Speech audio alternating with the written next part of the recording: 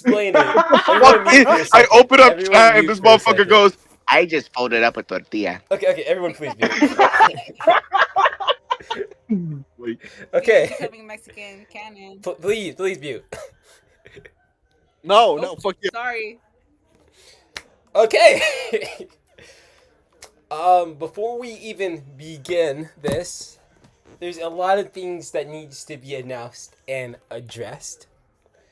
But basically, for those who don't know what's going on, and that's about two of you here, welcome to our session 3. Not, I guess, summarization session with some additional content. The first video crashed because my laptop crashed. So we're basically going to summarize everything that happened with the inclusion of new scenes with the people that could show up today. There are some parts that will be redone, like the Tyson scene, and well, we had another scene, but they can't be here. But yeah, that's what this basically is. So we're just gonna run through everything. We're not gonna redo the fights. The fights, I will just summarize everything that happened. So for the most part, y'all can kind of sit back and listen, and then I'll signal when it's time for y'all to like redo a part. But I'm gonna be summarizing most of it. But when I want a part redone, I'll be like, you guys hop on stage, do your thing. I do want a few new extra scenes that we couldn't do, so I will be including that. And we also got a new soundtrack too to add on. So yeah, that's what this basically is. Okay, so with that out the way, please remain muted unless I call you out. Then you can unmute and how I'm gonna look when I confront the then you can unmute. I need to turn off the chat. Oh my god. Then you can unmute, do your part, mute, and go on again. And here we go. Where is my OBS screen? Why? I'm gonna hide the profile. Oh, well, we'll do the profile. We'll do the introductions again in later bit, but yeah.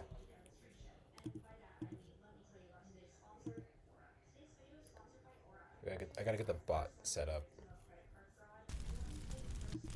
The bot's not in the right meeting room. Okay. Let me know if y'all can hear the music in chat. Oh, it shouldn't be music. It should be like a fire sound effect. no.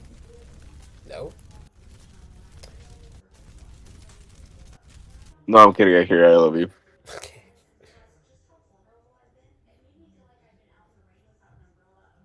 Oh, shoot. I think that. Oh, no, I forgot to loop it. David. The looping, it would be. But I think. Hold on, play it. We can play it. Hold on. Hold on. Okay, now it. Not. Oh. Okay, yeah. I hear the fire. So, I don't. Fuck you. I hear no music. did y'all mute the Dorothy bot? Check that. Let me check. Click the bot. You should be able to adjust the sound. Damn! Alright, I guess it was not as high of the volume as I needed it to be. Let me just put that up a little bit. Okay, Nice and okay. crispy. There you go. You ain't supposed to hear music first off, dumbass. And Davion, I said no. Fuck you. As a bit, I can hear it. Okay. Can hear it.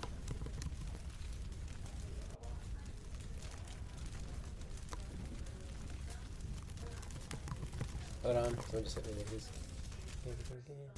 Okay, now let's jump into this. So we hop into this scene, and we kind of go a little bit back in time a bit.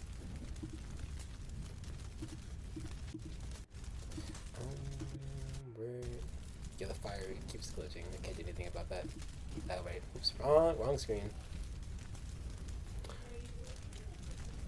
Oh, I need to stretch this out more. There we go. Okay.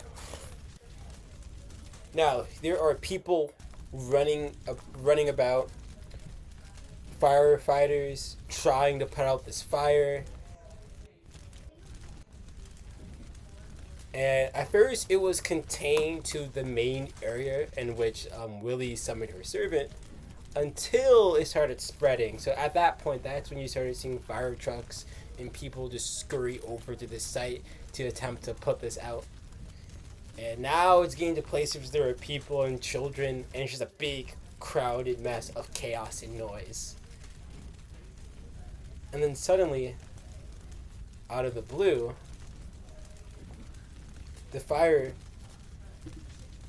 begins to die down as a random rain cloud appears and just pours this heavy, dense of rain. Firefighters are confused but grateful, moving around, pushing out limber to help people. In the distance, you just see families trying to recover. Someone's looking for a lost dog that may or not have just got buried by a log. And there are police officers. Well, not police officers. Well, would this be a police officer's job? I don't know. There are people out here putting like tape to block off this area since it's like a big danger zone. And firefighters are going in and out, just grabbing people and putting them to the curb. And while that's happening, we kind of pan out to a nearby rooftop. And on this rooftop, you see this Fenneman figure wearing the Holy Cross. Her hair, you don't see, I won't say any facial features, other than the fact that she seems to be wearing a mask that's covering her eyes, and she has, gross Dr. Seuss now, she has, why do I have the chat open? And she has cross earrings, and she appears to be on the phone. You hear this buzzing from the phone. Yeah. I can confirm there was indeed a fire, but there seems to be a sudden cloud of rain that came out of nowhere. Yeah. I do think so too. Seems like this was caused by a servant summoning. Oh no. I think... And then you hear more mumbling and more buzzing from the other end. My apologies. I just believe that it may have been a good idea to gather everyone before the war started. It seems to me that this is starting to get out of hand. I know my job. If anyone gets too out of line, we'll do something about it. Oh. Wait, hold on. There seems to be something else going on. And then she moves the phone away from her ear, and she turns around, and off in the distance, you see like this giant smoke cloud in the middle of the city. There seems to be another fire. I have a feeling that it might have to do with the fire that just got quelled right now. Yeah, I will check it out. Okay, talk to you soon. She closes her phone, puts it in her pocket, and then she simply just hops off the rooftop in that direction. It disappears into the night. And the last thing you see, or what appears to be above the table, a set of command spells. For a brief moment. And these, in particular, don't look red and glowy, except these look black. And they seem to be on her back. And with that,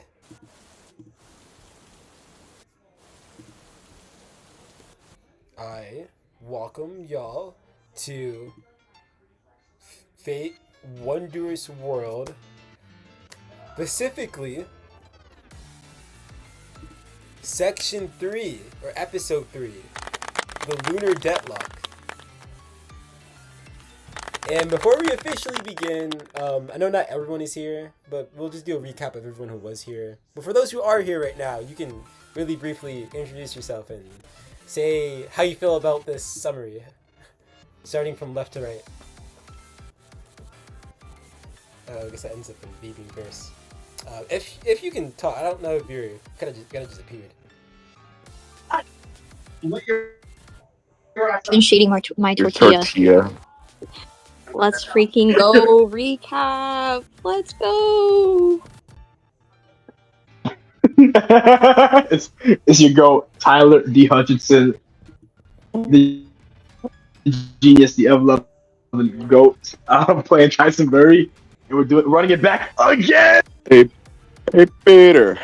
It's Anthony, and I'm playing Azatoth, and I'm back here again because Davion's recording corrupted. So that's fun. Yo, hello. It's Willie McAllister. It's me, the favorite, the best one out of everyone. You know, Ah!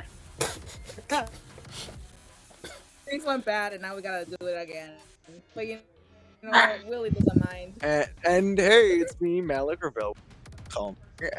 I am playing Takamasumi again, and my house, my mind. And it burned on this session. And yeah, and me, the DM, Davion. Yeah, I know. Take it in. And as you've heard from the other cast members, we're gonna Yes, be Diddler.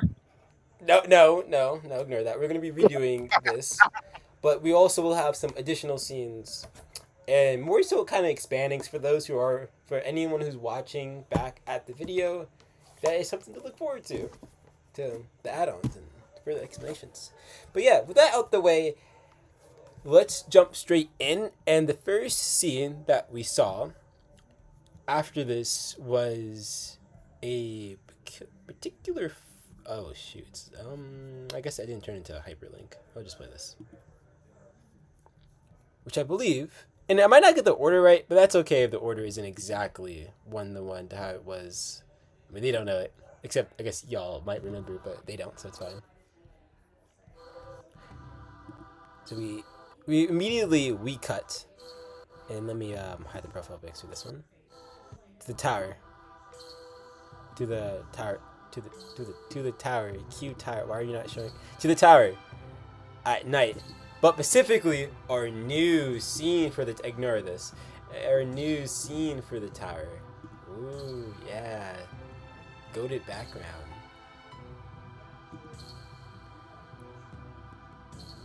Where are the servants? This is gonna be like so. So we have Adamus was here, and we have our mysterious assassin.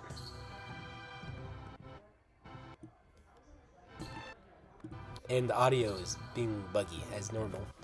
So this takes place precisely right, like immediately after the last session. Adamus grabs Hassan and just tosses them, skips them across the water. She then jumps off the bridge and lands in the river, but noticeably she's standing on top of the river. She's not sinking. And Hassan also seems to be standing on the water. However, it's not like he's touching it. It's more like a mixture of it's more like a mixture of him being floating above it, uplifted by what appears to be the darkness around him. Now, we had a battle map for this, but I'm not gonna show that. Maybe we'll get to see it next episode. Instead, I'll do my best to reenact all the abilities that they pulled off. But I did kind of forget to pull up Adamus' stat sheet, so I'm gonna do that real quick.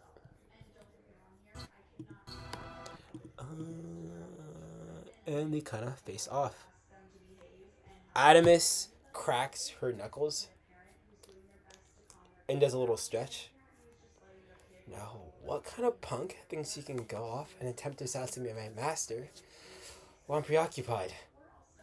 And the mysterious assassin just stands there. Doesn't say anything.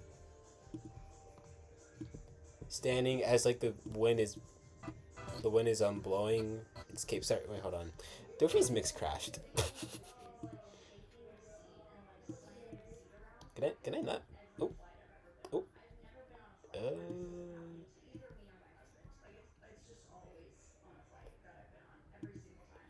Okay. It will eventually start working again. No? Okay, yeah. And Hassan doesn't say anything. It's just staring at her. And they immediately, as a response to this silence, Adamus goes in with her trident and attempts to swipe at Hassan. Hassan pulls out a knife and manages to parry. However, instead of it leaving an opening for him, Adamus immediately recovers and attempts to strike Hassan again, pushing Hassan back a few feet. In response to this, as Hassan gets knocked backward, Hassan throws up a few daggers. Adamus effortlessly spins her trident and manages to block each and every one of them. Seeing this as a good opportunity, Adamus proceeds to essentially leap forward as Hassan is getting knocked back. And as she leaps, the river seems to be flowing with her, like moving with her. And she essentially lands where Hassan proceeds to stop at, crashing right into him. Big wave of water. And when the mist settles down, it seems that giant attack did absolutely nothing. Adamus looks up confused. She seemed sure that attack should have landed.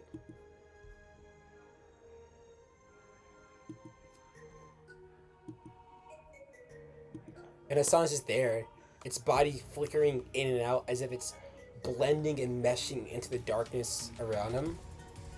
And this is when the real fight begins. Hassan then blends in with the dark, disappearing for a split moment. And I guess I can animate this. Wow. Adamus steps forward, looking left to right, trying to see where she can identify him. And out of nowhere, Hassan appears right behind her, attempts to stab her. Adamus blocks. Hassan steps backward, disappears again. This time appears like to her side, attempts to stab her. Adamus blocks again. And this kind of goes on more and more. Hassan appearing out and out there. Adamus blocking.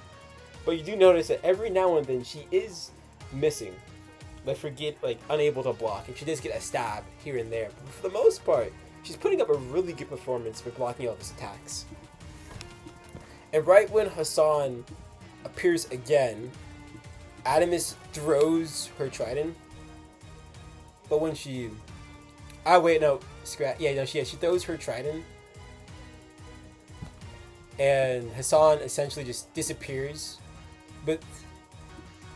And when he reappears, Adamus snaps her fingers as the clouds around the two of them begin to gather.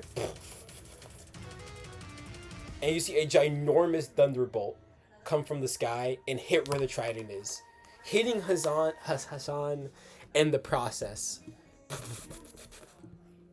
Now, while those two are duking it out, we cut over to the top of the bridge where you see...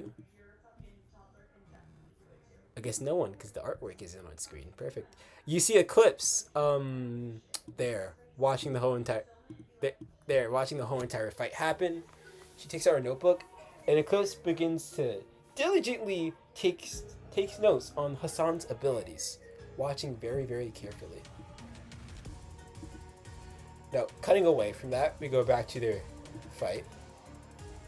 We go back to their fight.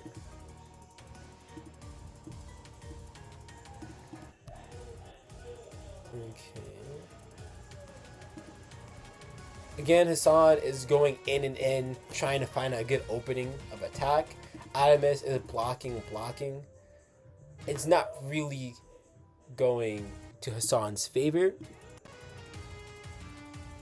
So Hassan begins to open up a rift as you see darkness peer out of this one area. Adamus accidentally gets enwrapped by this rip.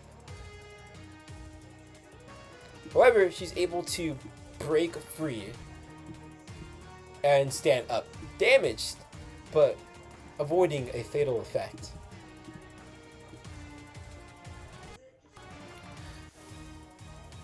And as they begin to collide more and more, things begin to get dark.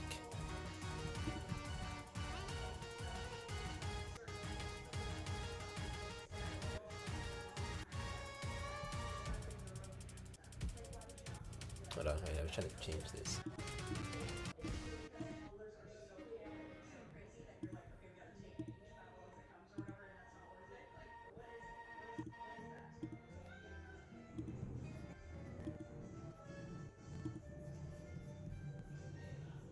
Okay, there we go.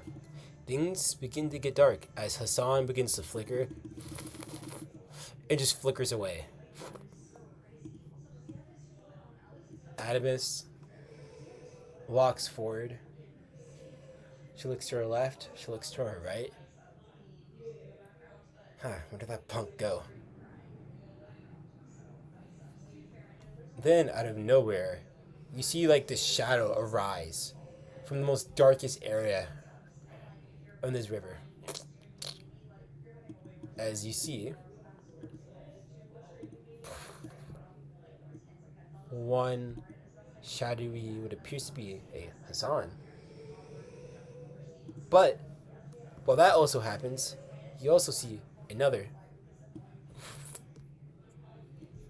appear right behind her. And then you see another one. And within a moment, Adamus is now surrounded by what appears to be 3 shadowy figures that matches Assassin's Assassin.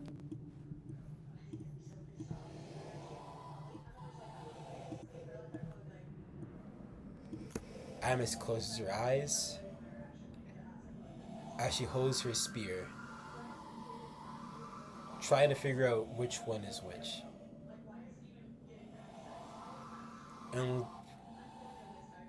as they move closer to her, she takes a deep breath and she throws her spear at one of them, but it just goes straight through that one. Or more like it actually flickers. So it flickers and it goes past them. And this spear lands over to where the bridge is. So we cut over to where the spear lands. And you see Eclipse standing there watching this whole entire thing happen. And the spear whizzes past her and lands with the trident. Chris plays it no mind. She looks forward.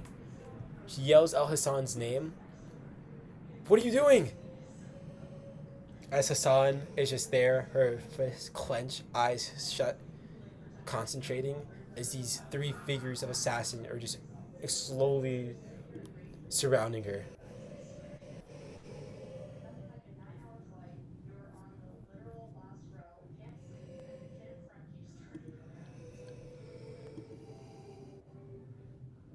And as Eclipse is calling out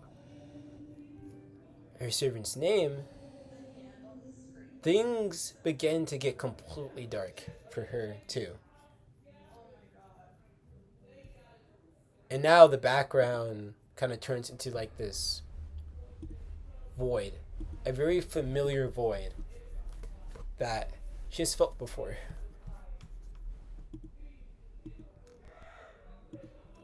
And while they're here, you just hear this low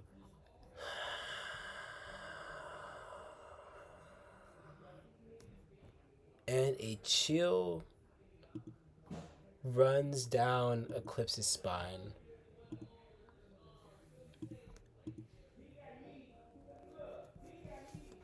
As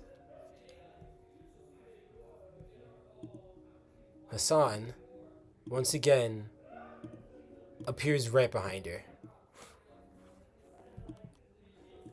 Unable to react or pretty much do anything in time. Eclipse sort of closes her eyes as Hassan prepares to drive a blade right in her back.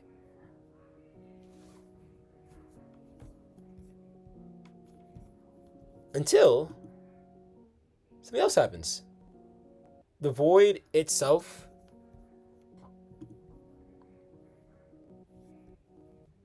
you hear like this big whoosh sound.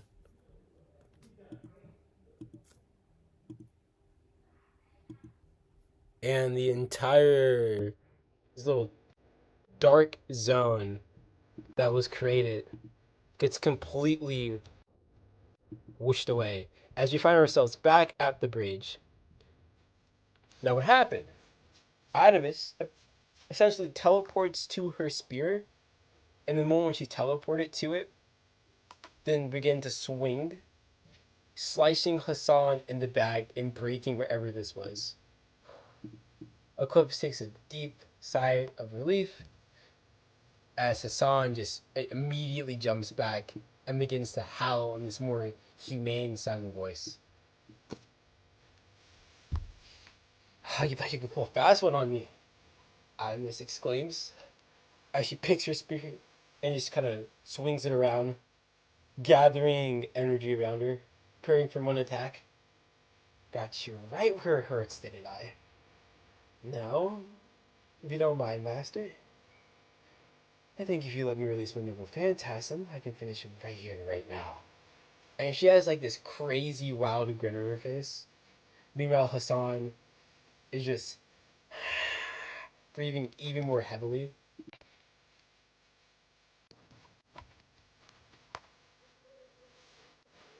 And Adamus proceeds to do something as if they're gonna release their noble phantasm and begins to like throw their trident at Hassan's face.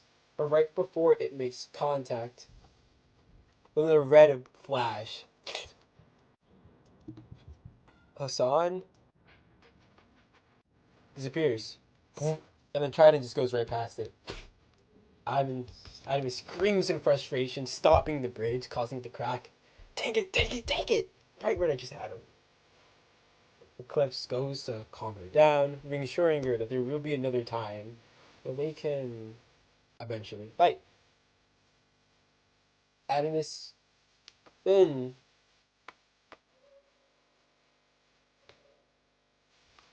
decides to listen and takes a breath and asks her and reminds her that this is why she shouldn't be traveling alone without her master. Without her servant back. Without her servant. Now this part I don't remember if they had this conversation here or later. But I'm just gonna bring it up here. But Eclipse essentially reflects on this scene, on this battle, and finds it very suspicious that this servant appeared right after she met a baker named Tilly, and the two of them decide to visit Tilly's bakery in the morning the following day to investigate to see if she really is this house master or was it some strange coincidence. But for now, they need to go over to that ley line and see what that is about. The Adamus disappears as Eclipse walks down the road and proceeds to go to where the fire is in Rover's Cove. Now, after we saw that moment, we then cut all the way to the manor.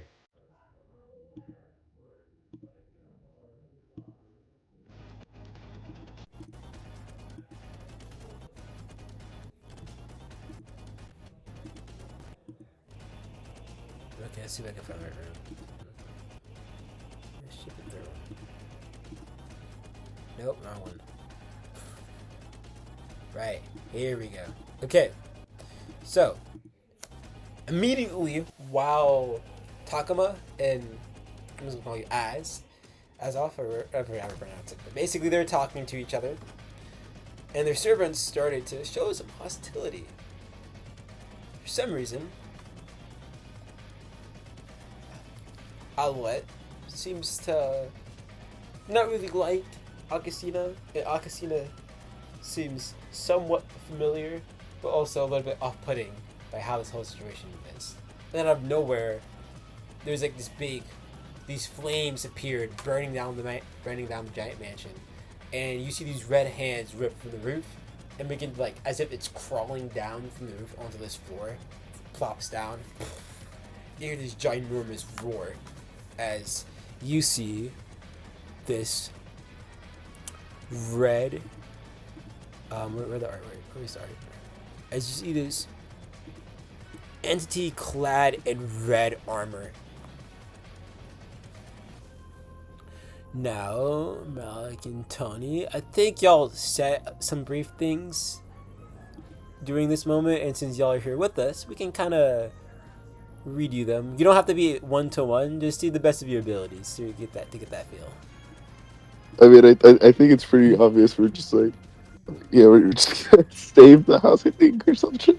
But yeah, I'm letting y'all react. like- I'm letting y'all react that part. Alright, go. As Sumi's like looking at this, he fucking puts his hands behind his head, right? Like his jaw fucking drops. My fucking house. What? Jesus Christ. Yet. Alright, let's try to save what we can.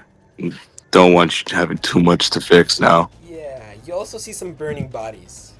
There are some Okay, Vivian, would Sumi know which would Sumi be able to tell which serpent this is? You can Like, would he be able to deduce based on how he's acting? roll.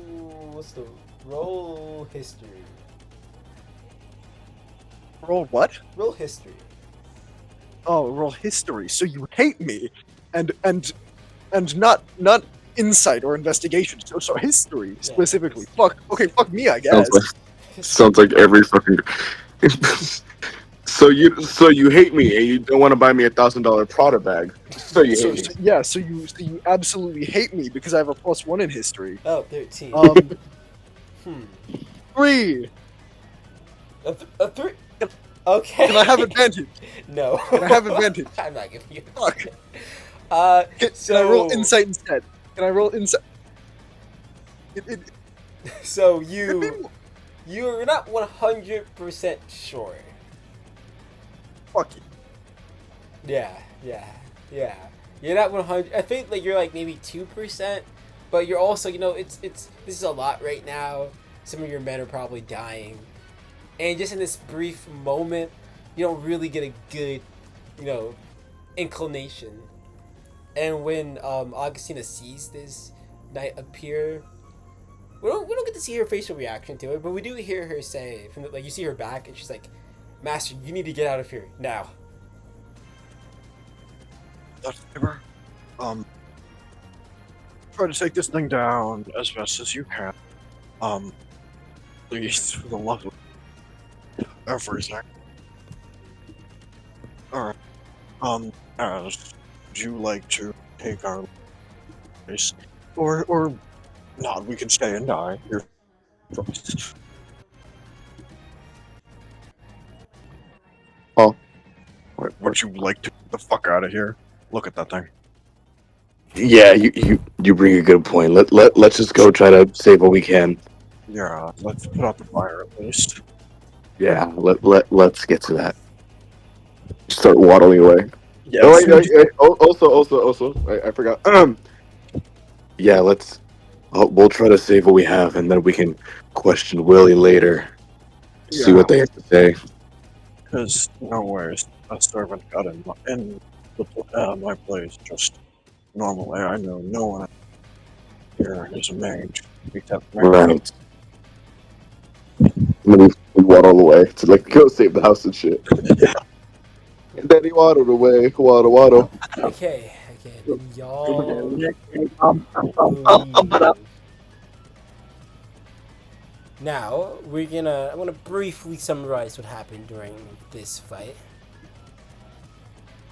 Augustina seems to be a little bit distressed by.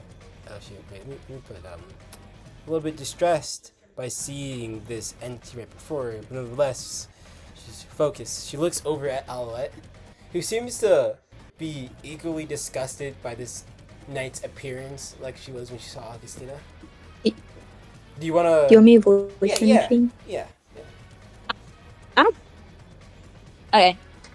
Okay, so I see this stranger and I say, another house rat here. Listen, we may have not gotten off of the right foot, but clearly both of our masters are in harm's way. I say we make a truce. You help me take him out, and we see what happens from there. Okay? I'm assuming the name the stranger said, Augustina, is you. Am I right? Yeah. Well, Augustina Falconer, I would never team up with a house rat like you. I'd rather die. Now you want to do this now of all time? And as she's exclaiming her frustration, the Red Knight roars again, and you just see another shockwave of fire. No, and it knocks the two of them back. And this is when their combat begins. If I can find the right. Yeah, I always gotta play the soundtrack when we see Yay, the right battle! Yes, Davion. Talk about how I absolutely demolished in this fight. Dude. Okay, because all the recording got lost, I want to announce that I had somehow managed to get like 3 or 4 nat ones this entire battle. Oh yeah. Yeah, that was fucking wild. That was genuinely diabolical, and then I get DMs from V saying, "Dude, lock the fuck in. I can't be talking Like, shit when you're rolling nat and ones." then Christina fumbling, and Tyler saying in chat, "Pass the controller, bro. That's the controller if you ain't gonna play right. Pass the And controller." earlier, need Ben motion! did roll 2 20s back to back. I forgot to mention that. Thank you. I need motion! But I'm gonna a little bit creative liberties in the narration, but we're gonna run this back. So we also had a battle map. Of course, I'm not gonna show it. I'm just gonna narrate this fight, but you'll see battle maps next time we do battles. So immediately when this battle began, yeah, I don't fully remember who started first, but it's okay. Alouette looks at the Red Knight, looks at Augustina, and decides to take this opportunity to essentially attack the Red Knight. She using her blade, she strikes at him. It does some stuff, and there's an additional effect of potentially lighting the knight on fire. Now, in response, the Red Knight proceeds to walk through it, just demonstrating his immunity to flames, and yet retaliates. Now,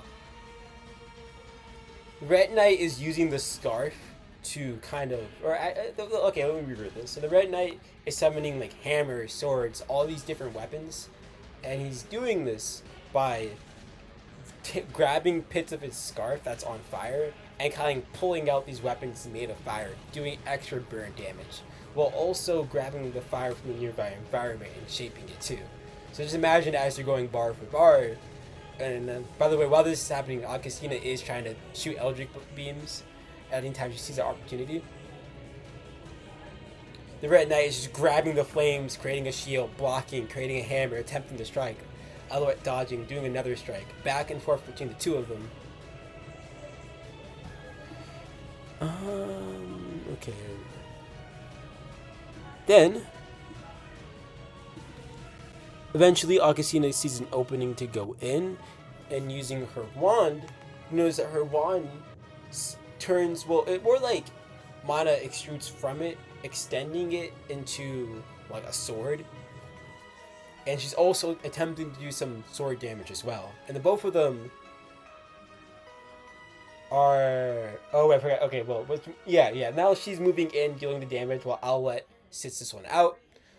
In between their little skirmish, the Red Knight did kind of knock her back. We'll just say that, knocked her back. So now it's Owlette, and now it's Augustina versus the Red Knight. The Red Knight's roaring, raging her name, Augustina, and like this high-pitched, distorted scream. And with every strike, Augustina seems to be essentially a little bit hesitant, but still going through. So it kind of seems like she's holding back a bit, just enough to where she doesn't do anything too major. And the both of them are going back and forth until Augustina decides that enough is enough and proceeds to stop time. And when she stops time, she begins to, how do I write this? Use more attacks in this time stop state to stack damage, most notably spamming her Eldritch Blast. And when time kind of resumes, the Red Knight gets immediately blasted back. Seemingly getting knocked out the fight.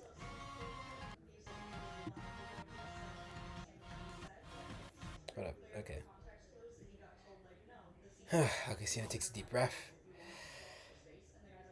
Okay, looks like that seems to be temporarily over with. But as she takes a breather, a blade kind of goes over her and she's able to dodge last minute as a strike from that strike basically coming from Owlette.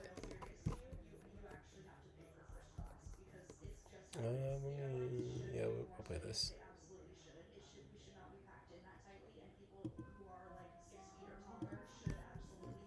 Augustina turns her gaze, looking straight at her. She has this look of, honestly, not surprised, more like annoyance. And she kind of somewhat expected her to pull a stunt like this now of all times. Meanwhile, Owlette has this more so look of disgust and frustration from that earlier bout. She begins to mumble something about Falconers and Fritz. You know, everyone from the 12th are just filthy rats. And the two of them begin to engage in a brief skirmish. And while this is happening, notably, Augustina is doing her best not to do anything really major, because she thinks that maybe they can come over whatever this is, while Owlette is fully going for the kill here, where every strike, both of them getting a few good hits in, nothing too crazy, until Owlette gets really upset. And as she's like fighting her, she gets like these random flashes to back at the time at her tower. And the frustration builds more and more and more and more until she decides to use her noble phantasm. Do you want me to say a line? Yeah, go ahead. Okay. All of you house rats, you're all just like him. But I won't let it end this way. I won't forgive you.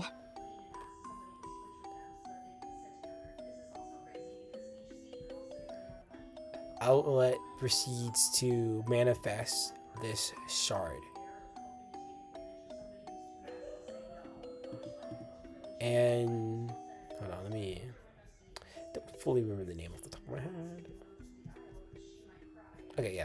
She takes out this shard, this fragment of the horror memories, and utilizing this anger, this frustration,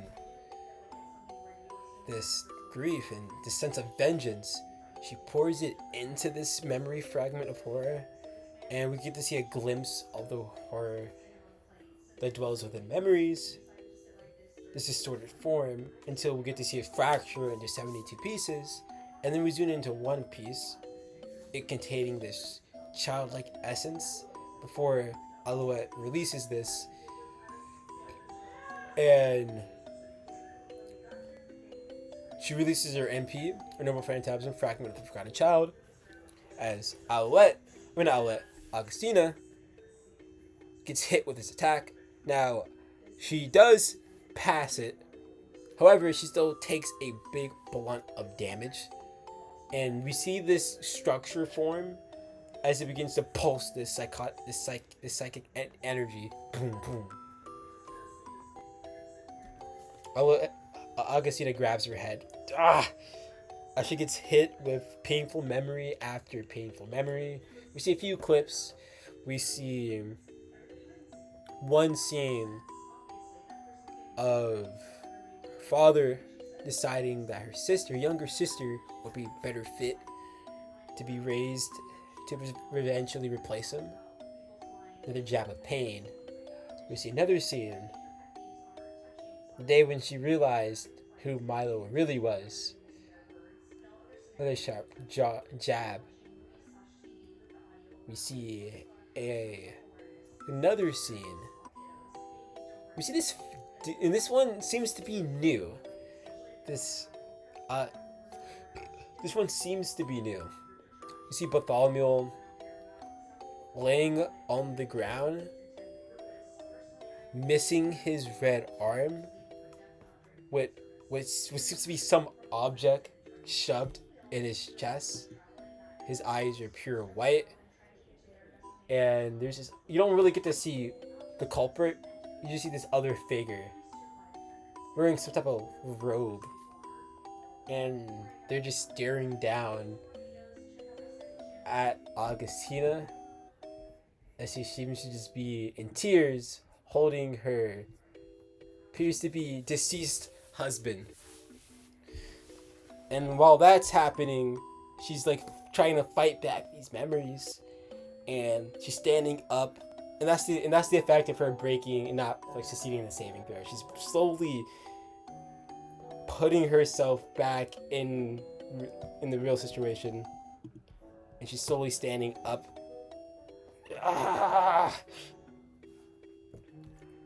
And she eventually stands, heavily sweating, but still ready to defend herself.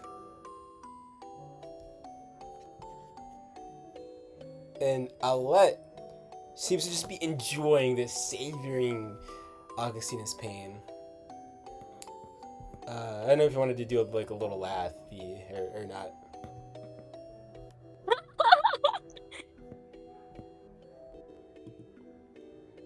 And this laugh goes on and on and on, and you hear a big thump noise.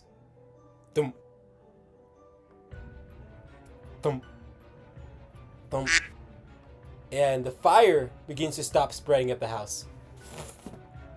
And instead, the fire begins to conceptually burn Alouette's noble phantasm.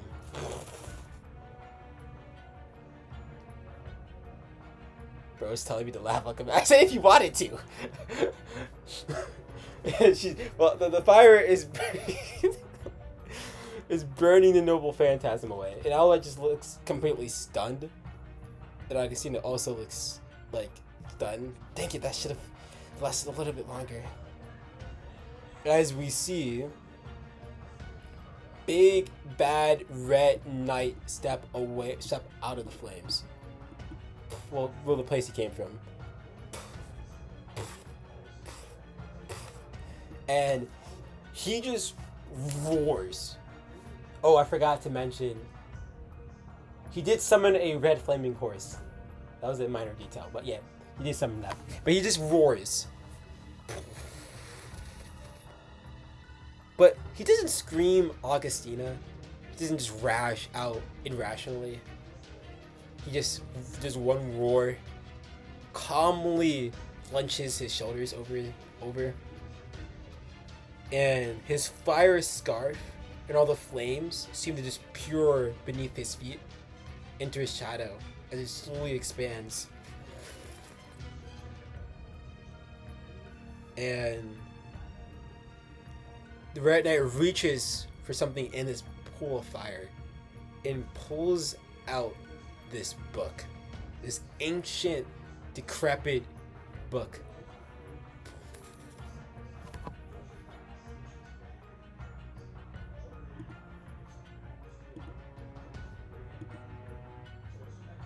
And you hear this distorted voice, calm voice speak. Now, it doesn't. You can't actually make out what's saying, but I'll just say what he's saying above the table for y'all to hear. He simply says, "I call forth my noble phantasm, Encyclopedia of the Apocalypse." And when he pulls out this book, you see him. The pages begin to flip, and it lands on one particular page. And then he says, "Book of Revelation." Well, that's above the table, but in world, you don't really hear what he's saying. And when he says that, Aulette and Augustina, their eyes begin to burn this bright red as they start to feel this flame inward on their body.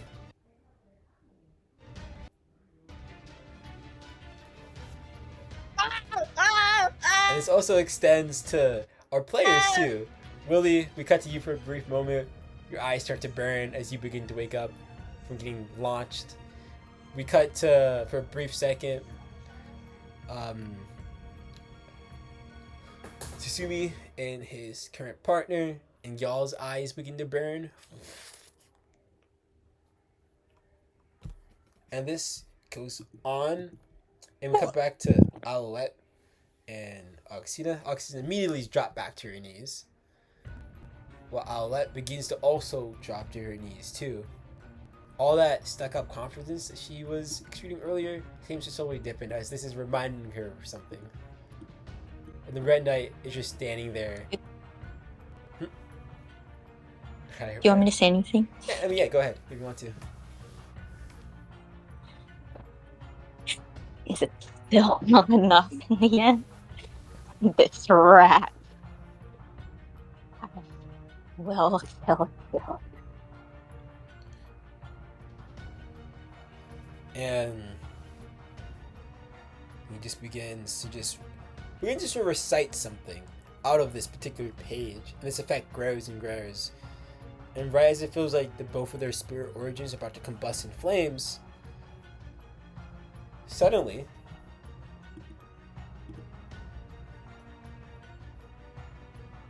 something else appears.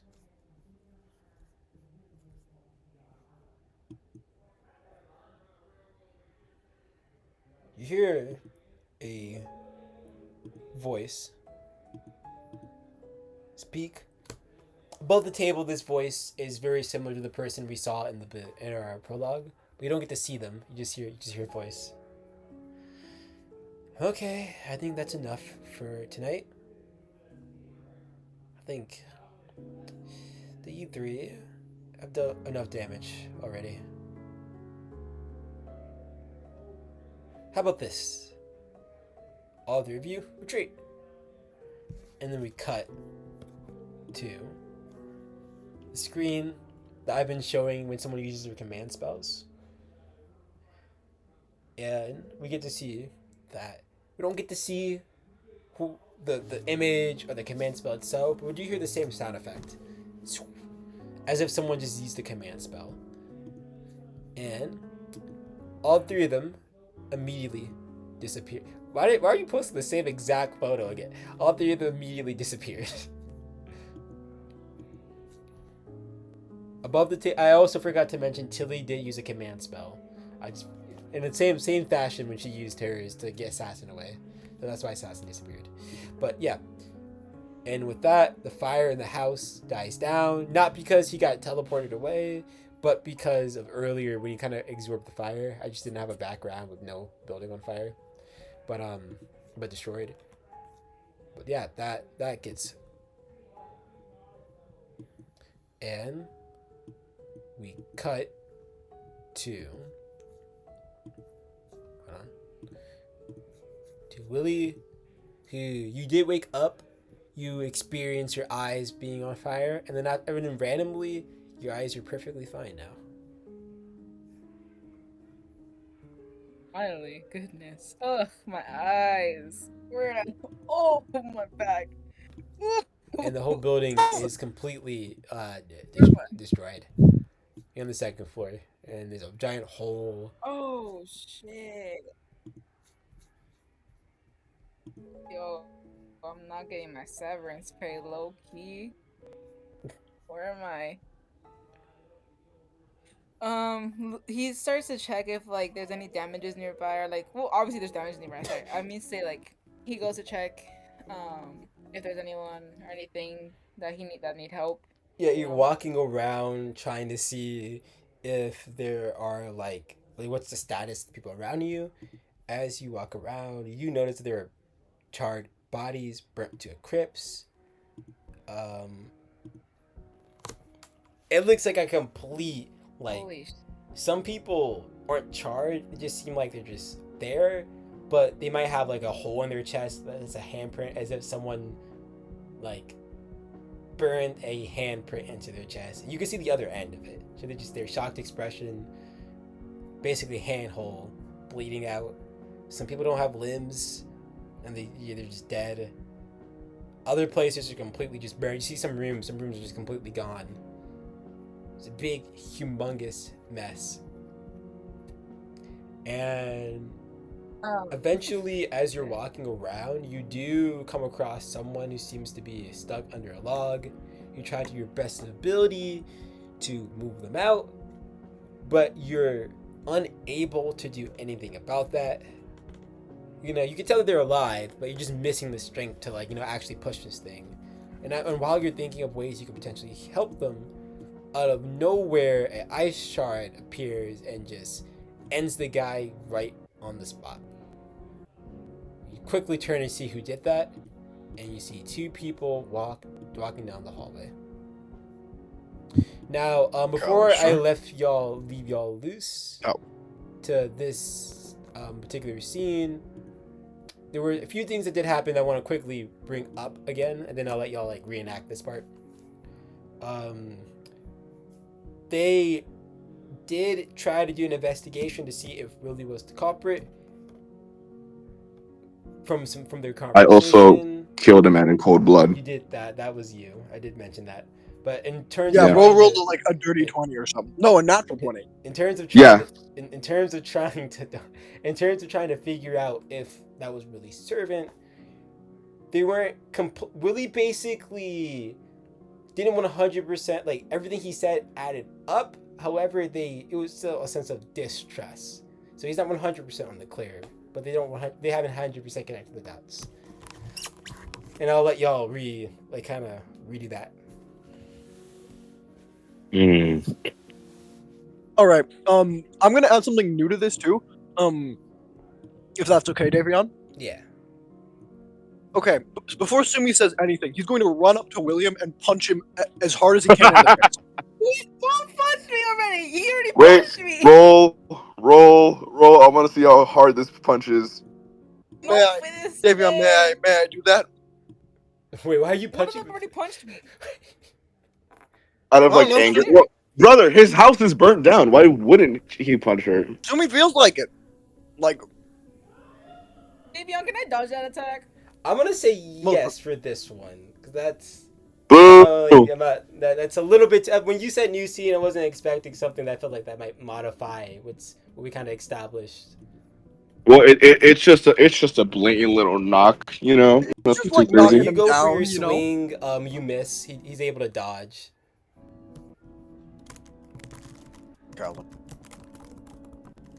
What's wrong with you?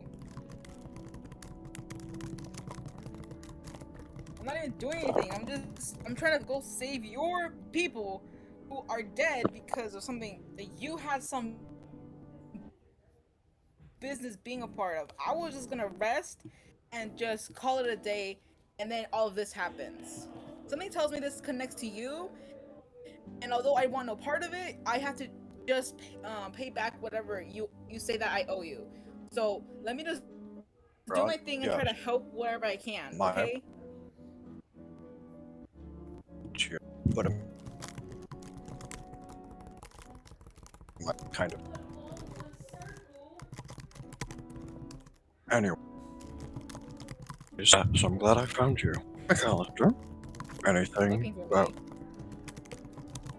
Do you happen to know anything about a man clad in red armor that appeared and set fire to this entire building?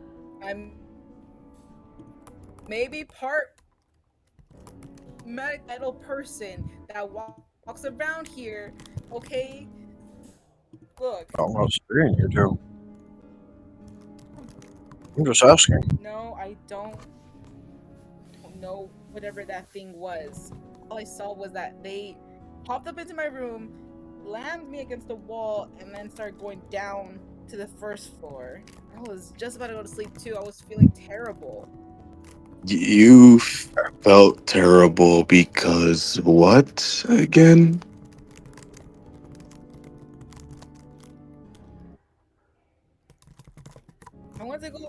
I went to go to the park to just, I don't know. There was something about it that I really liked, and it just felt like my body was just so hot as a result from this. I thought going to lay down would help, but apparently it just made it worse because it came here. So you're telling me you were followed? I guess so. I'm not sure what exactly followed me, but does it have something to do with you?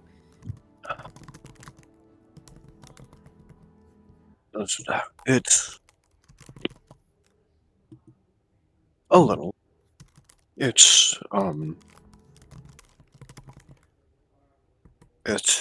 good that we're round one, but we need to know that they're working, at least. It doesn't concern you, though, if you truly don't know anything about it. Look, I'm just trying to make a living, okay?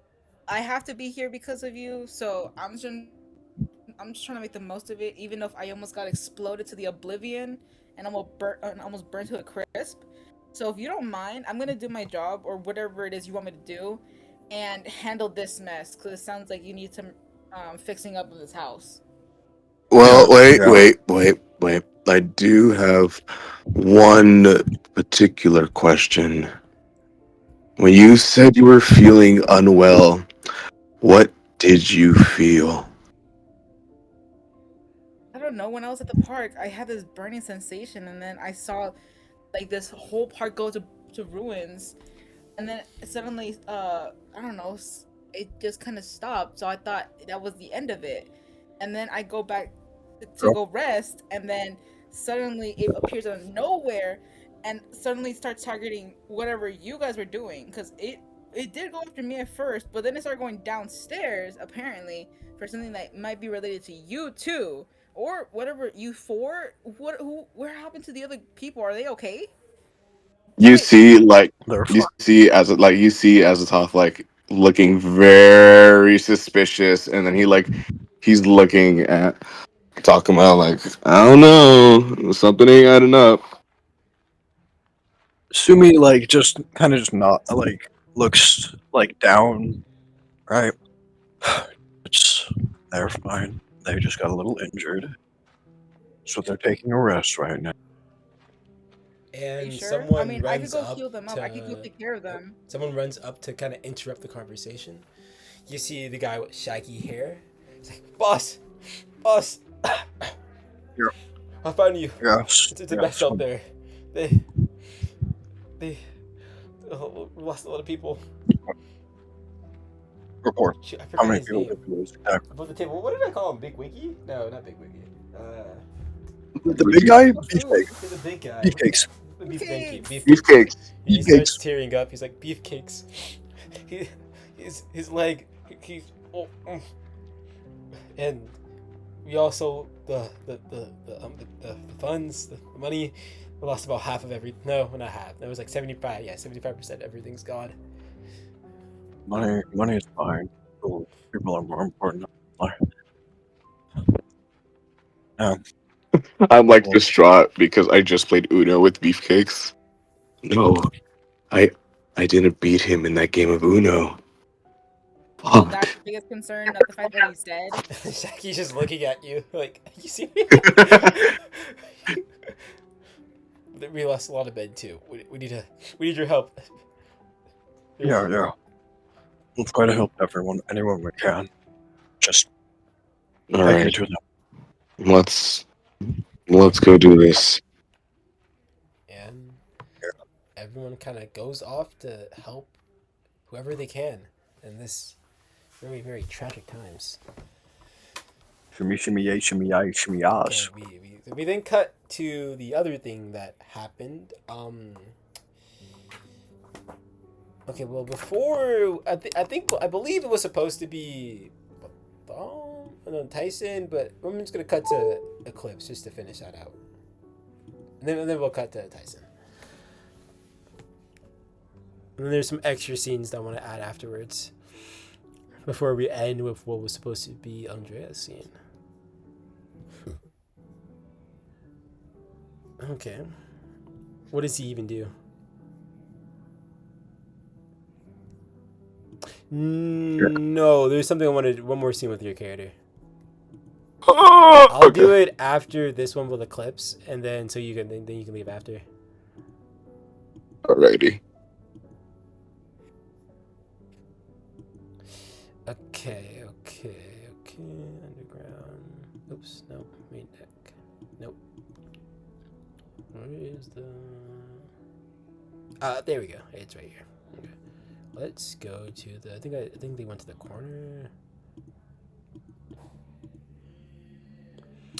People. Let's go to. Animus is there. Right there. So we cut over to what Eclipse is doing, and at this point, Eclipse essentially reached the I'm trying. Where's that sound coming from? Okay, there we go. At this point, they've reached the the park, and they tried going to like the main part to where they felt like the K line was, but when they got there, there were a lot of like, yellow tape. They obviously ignored it, and they attempt to reach out. Now they know that there is a ley line at the park they were at. However, there seems to be something blocking it, which was felt really weird. Maybe it has something to do with how the day's almost over. Maybe it has something to do with this like weird flamey feeling that Animus feels from it. But regardless, they decide to just regroup and move on. And they find themselves in the little corner. And the two of them have a little nice conversation with each other. I can't believe this is like almost an hour. Now, the two of them. Let's put this.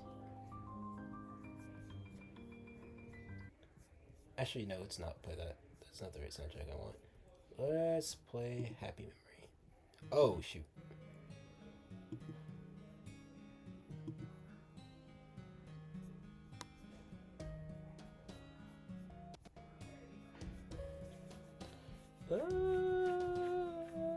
Sure. This works. So the two of them sit down, and here we get some lore on.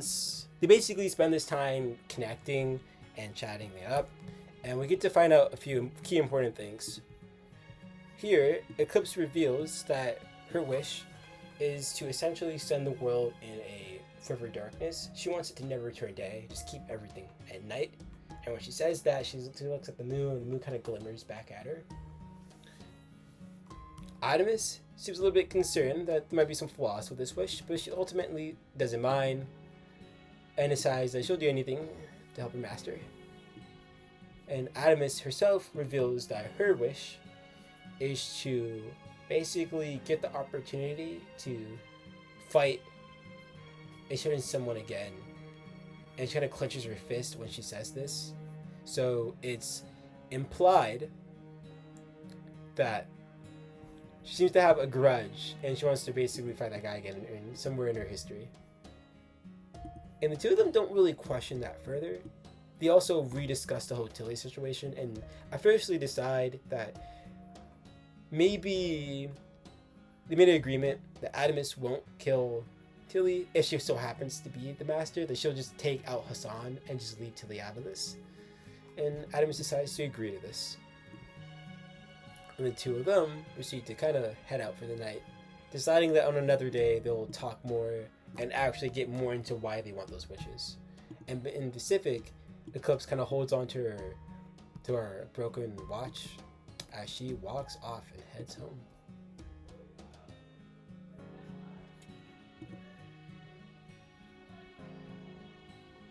Now, before we get into the other redo scenes, there's just a few more additional scenes I wanted to happen before we cut to Tyson. We'll say this one will take place. Do I have a?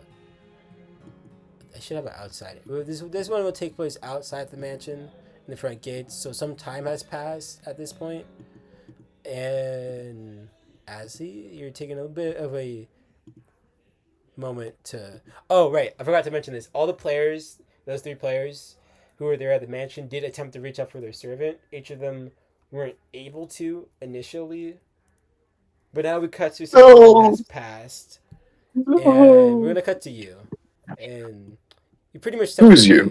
away. Yeah. So at this point, David, Very. I sent you a DM. What? what? I sent you a message. Oh, okay. We pause, and as I stare at the screen. We pause as the DM reads his DMs. Mmm. That was really tough, chat.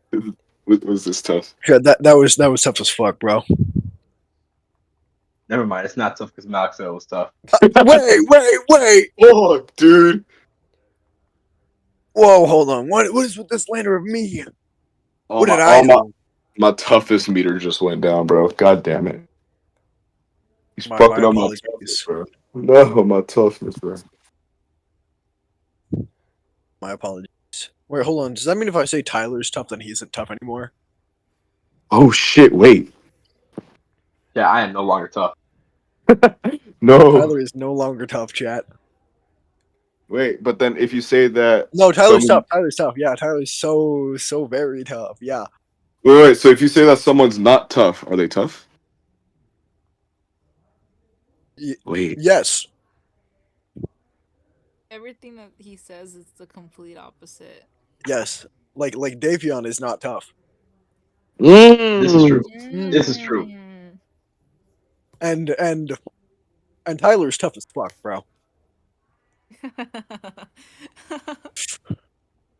Yo, Malik, I appreciate that, man. Thank you for thinking I'm so tough, nigga. Sure, buddy. I'm pretty tough, nigga. I am pretty tough, man. the thinker type conversation. You know, Person thinks all the time. this shit you Tells really the gotta things of think people about. You that's told. I love that British guy. I gotta think about your thought process, bro. Oh yeah, wait. We're still recording, and this whole bit's going on right now. Oh shit. Yeah. Bro saw Willie and was like, I want to punch that nigga. In the No, face. literally, that Y'all was gotta so stop doing wild. that, Like, man. someone else straight up killed one of your dudes, and you did not care. Okay. In my defense, the guy was already dying. I mean, look who's taking care of him. Bro, He could have lived. He could have lived. Could have been saved, by the way. This is what Could have been happens saved, by when the you way. have Snow Buddy mind control. But except it's not Snow Buddy. It's just. I'm sorry, nobody mind control. Hello. That's what. Whoa! I prefer a little bit of color in my life. Okay, I love me a good brown brunette. Bro does brown. one blood of, and he. Look, y'all don't fuck with Italians the way I do, though. I'm just saying. I can go for Like I can go. Italians are like spicy white, you know? That's why. That's what I'm saying. Like that's the type of snowbud I go for. Like a spicy white fucking. I think your tech Coach conversation Mando. glazed. I thought I was listening to it record. Hi, Okay. hi, Back, yeah, back, back okay. on topic. Back on topic.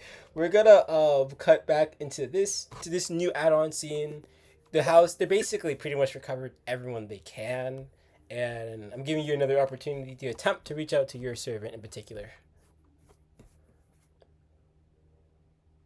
You're Contact, crazy. bro. Are You're you crazy. cutting out? Or am I crazy? Hello. Crazy? Okay. Can I try Wait. Hold on. Wait a minute. Wait a minute. contacting homegirl again? Wait. Before we do that, I need to check something real quick. What? Because everything just kind of cut out, and I'm a little bit worried. Okay, I'm gonna do this just in case. Just in case. Maybe I should end this here and then.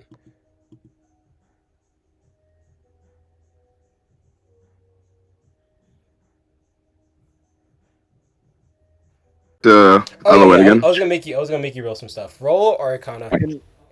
Can we With, like with advantage? Kiki. Disadvantage. Oh, thank you for No. reminding me. That should be a disadvantage. I almost forgot to say that. Thank you. Wait. So okay. So above the table, any type of attempt of contact will always be disadvantage. No, it's just when I say disadvantage, do disadvantage. When I say advantage, do advantage. so Yeah, so do what he How says, bro. how would Make it you like? hard. It's the same one twice. Are you fucking kidding me? Oh God.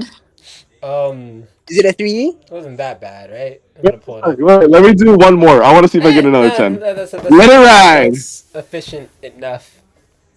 Let Okay. it ride. Let it Okay. ride. So it takes you I would say about 20 minutes of attempting to make contact, and right when Let it you're ride. about to give up, out of nowhere, it seems like really sudden. You see like a brief glimpse of like flame, as if she kind of forcefully broke through, and Allah appears for you again. Wait, what happened? What the fuck happened over there? A battle ensued, and there were house rats to eliminate. And I'm assuming you eliminated them? No, I see. they What were about the rest? a lot stronger than I expected. Well, you do have a raging beast and the other one, but that's typical. Well, that Augustina, that master of hers, I won't work with Augustina. He might be your ally, but he's certainly not mine. I see. Well, don't fret, my friend, as I have a plan for everything and everyone. And you will definitely get your time to rid of these rats in any way you please. Good. The 12 houses. I hate liars, and 12 houses are the biggest liars of them all. Do enlighten me. What are these houses you speak of? It would take a lot of explaining to do, but they are, as stated, 12 houses, and they have significant powers. But all power is built on sacrifices, no? This is true. This is true. And their sacrifices, they'll sacrifice anything, even their own children. Hmm, I see. A new type of monsters, I assume. Yes, that's why it's best not to work with those house rats. Hypocritical liars, all of them. Hmm. For now, I work with this one. But in the time being, do not fret, or you will get your chance to rid of them. All of them. Good. I can't wait to enact justice on them. Until You, then, I've come to realize, well, they might be rats, but strong rats they are, so it'd be best to accumulate as much strength as possible. yes, I do believe that would be great. Let us go discover methods of obtaining new powers of strength, and from there we can rid of these pests more easier and more shockingly than we thought. Well then, let's go. Hopefully we won't meet those rats again. All right, and go we shall.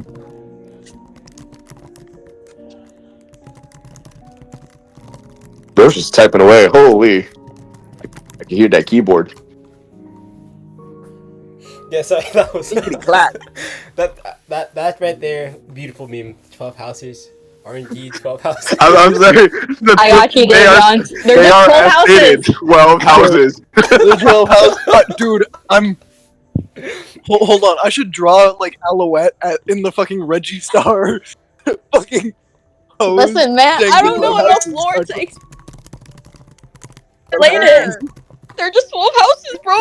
12 houses. You need to draw. No, Mally, draw it like this. No, you gotta do this shit, bro. You gotta have it like this. I want it. I want it. The 12 houses are the 12 houses. The 12 houses. I want Please do the 12 that. houses. Please I do fucking that. love that. I love that. Wait, you have to wait. Find. You have to remember how Azathoth looks, and just draw him in that photo, and then you have like Alouette in the background, like fucking. The 12 houses are as stated. The 12 houses. That's a peak. She meme. fucking Listen, hit buddy, the I don't Reggie know Star enough talking lore to pose. explain it. Oh, okay. That's how Alouette looking. The 12 houses. That was- This is 12 what happens when houses. you live in a dream for too long. You're just like, 12 houses, right? 12 houses. They all live next door to each other. The thing is technically not even 12 Bro, houses. It's like those white neighborhoods where like houses. it's like all the houses in a circle. Yeah. I see. Cul-de-sac. This is as The good as 12 Ben houses telling are what? Ivan I can turn into you. This is like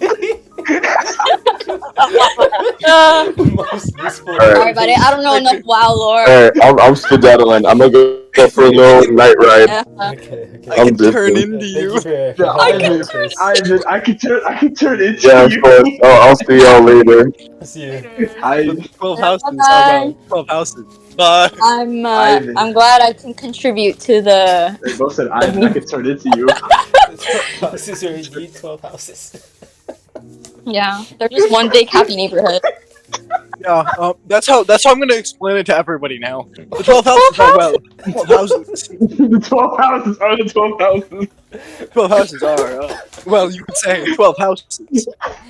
Like, I thought you were at least gonna What? mention how Wait. you were a part of them. I thought you were gonna get that, but now you just you had ties. I know the 12 But no, houses. no, 12 no. houses. Or farm. No, the 12 houses are 12 houses. That was a perfect explanation, bro. People die when they're killed. In the 12 houses. And they are have 12 power. houses. People die when they're killed. People die when I'm drawing they that. are I'm killed. drawing that. Except I'm gonna put Alouette instead of Shiro. It's a 12 houses. Are 12 houses. The 12 houses are the 12 houses. Is this our fate memes? Or fate means. This spinoff was such a good Anyways. idea. We got mean. Okay, let's log back in. Is Let's get back into this. Is the scene over? Yeah, the scene's over. This is the last Alouette one. Okay. I'm Yeah, glad get the I can fuck out, contribute to the memes. I will go. Bye bye. Okay, bye. Yeah, get the fuck out, bro. The 12 houses are 12 houses. Bro, see ya. Get the fuck out. Okay, we'll have a scene with Takuma and her servant, and then we'll cut to you, Tyler. And then we'll end with Andrea's scene, which I'm going to add some new things to that one, so look forward to that. Yo, I'm telling you, the people who couldn't show up, they're missing a lot of funny memes. But let's move on to the next scene. So, 12 houses. 12. your house is still burnt, but the only thing that didn't really get burnt was your office. So we're gonna have this scene there. Fuck yeah. Hold on, let me change the music. Let's go with yesterday, today, and that.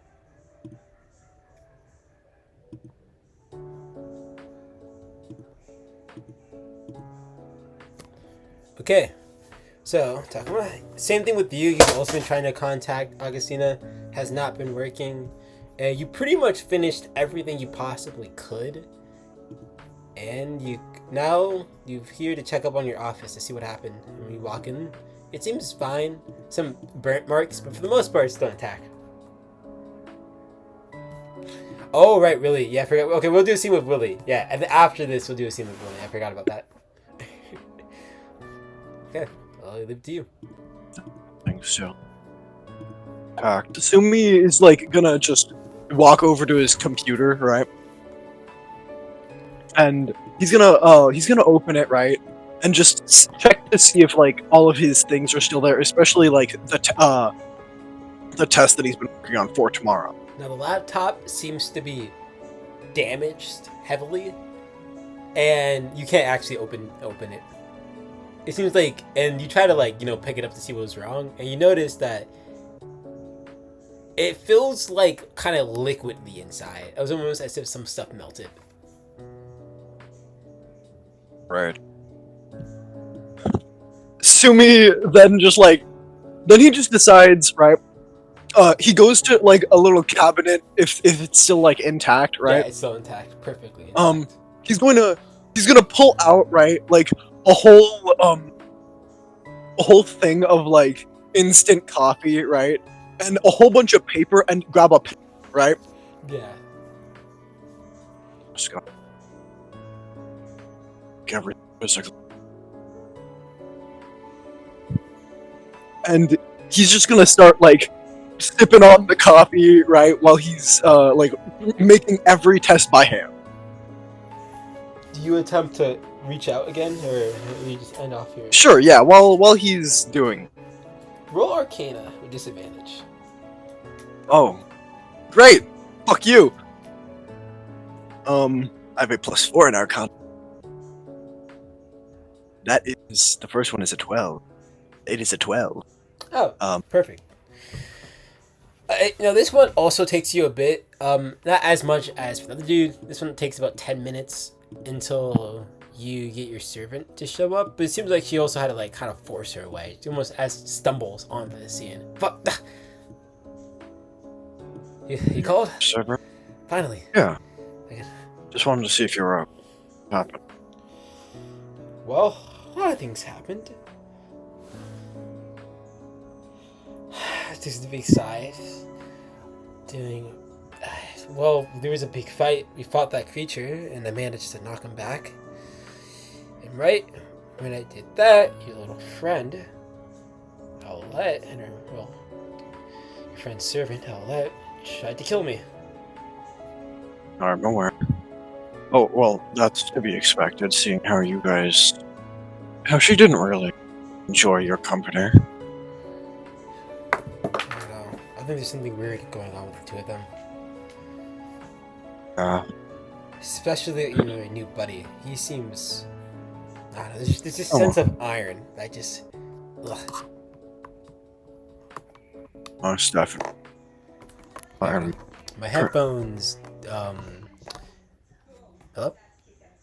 Hi. What is going on with my headphones? Echo. Oh. You can hear me twice. Hold on, let me take this. Let me plug this off and plug this back in. Shut up, nigga. Okay, there we go. So, Augustina says, your buddy, he smells of iron. It's horrible. I'm aware. I used to take a shower.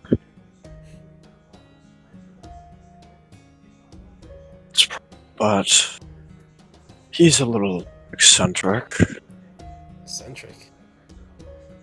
The reason why The only reason I'm currently working with the man is for the simple fact that I need that grail.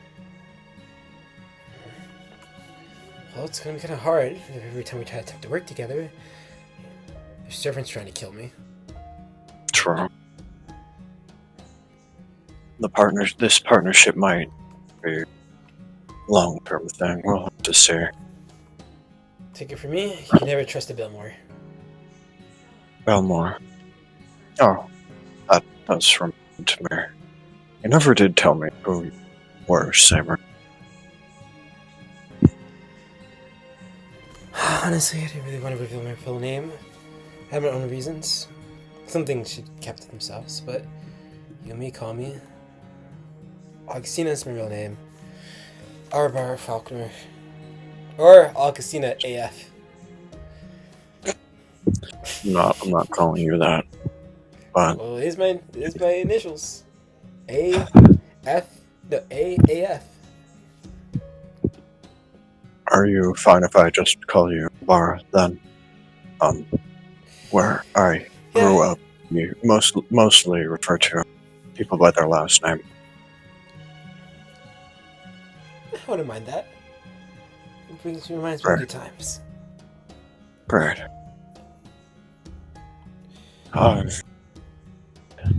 And he's just like, Sumi's just like writing away at like these tests, right? While they're chatting, right? So, I mean, we might as well get to know each other for a little bit. Yeah. Build a little bit of trust.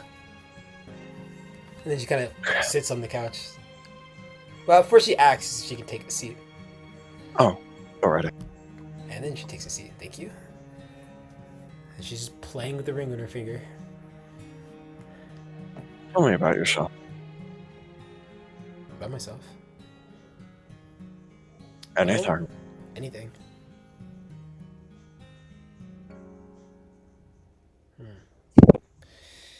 Well, I grew up in a interesting location. I don't know if you know much about my history, but I grew up in a place called Falconer's Manor. My family was a part of a group called the 12 Houses, one of the most powerful ruling, you can call it stuff like nation or whatever, but ruling family out there. Had a whole continent to ourselves. We're renowned to have animals, what you might call spirit animals here. They're creatures that we were born with. Every falconer was, except, well, me. And as she's saying that, she's kind of still just playing with her ring. I wasn't born with one such, nor any talent, so I became kind of like the black sheep in my family. I eventually left, well, got banished for a crime I was coerced into doing, and I became a venturer. And all my ventures, I met a man, a Goliath, who I would marry after we went through a lot of things together. It looks like she says it with a fondness.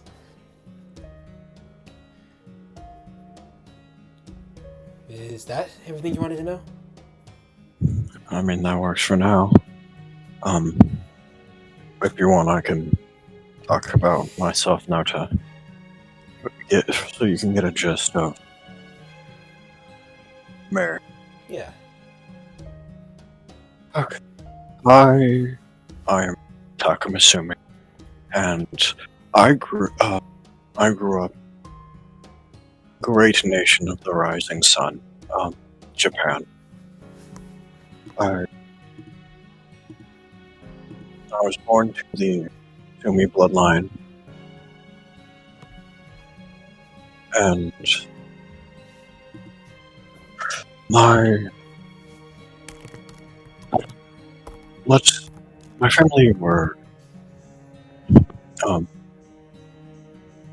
my family was a very influential mage family. Oh. And using that power, we sort of they sort of started a criminal underground, the Yakuza, that's been passed down from generation to generation.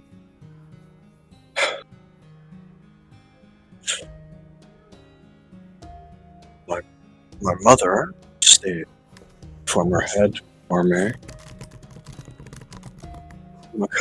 Makoto Sumi,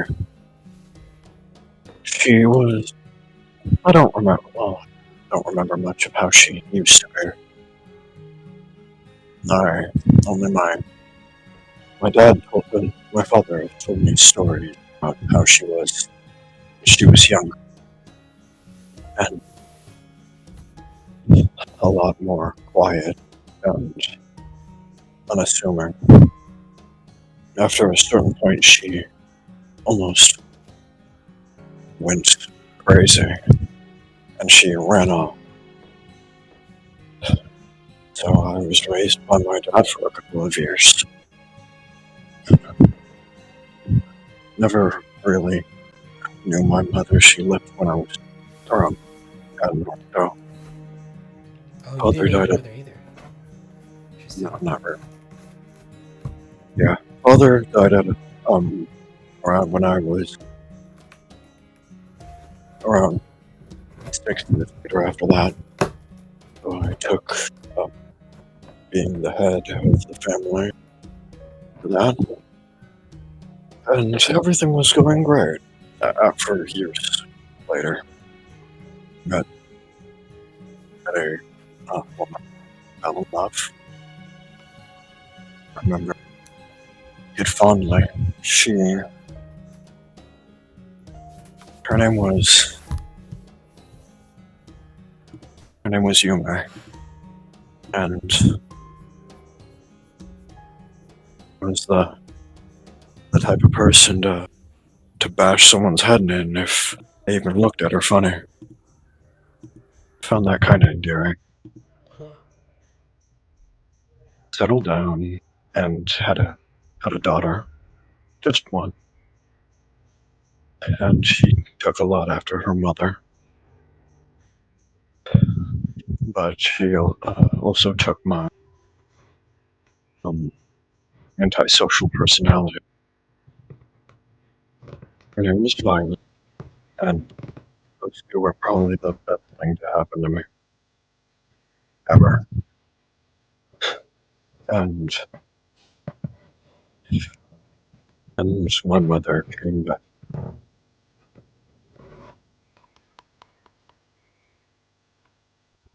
and oh right, I forgot to mention when my mother left all those years ago, she gave me the scar, these scars, and he points to the like the scar on like the side of his face, right, Yeah. the one on his neck, right, and then he like reaches up to his face and like grabs the stitches on them, right, and starts to pull them out, right.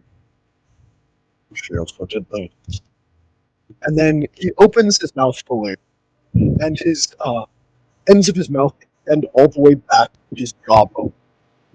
Augustina gets up and just walks closer to get a better look. Just one. Ugh. Yeah, pretty much now. But they weren't able to close back on. Crazy bitch took a knife to her own son's mouth, and like he continues to talk as he like tries starts to stitch himself back up, right? And then when she came back, he killed wife and daughter.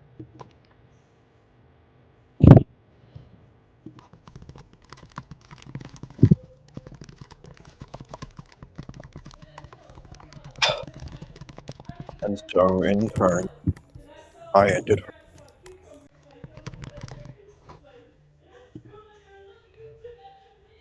That's the reason why I'm participating in this grill. I want to my wife and daughter. You want to get your daughter back? Both wife and daughter.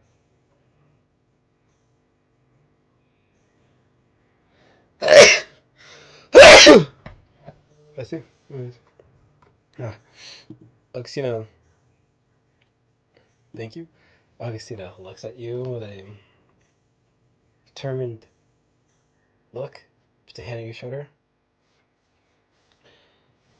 As long as I'm your servant, I'll do everything in my power to make sure you get that wish.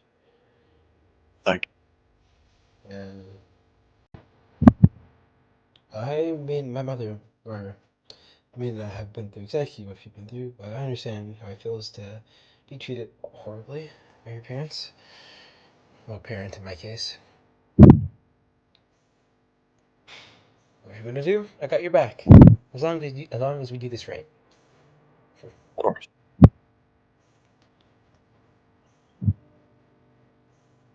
And my And yours. wish, I'll tell you my wish sometime later.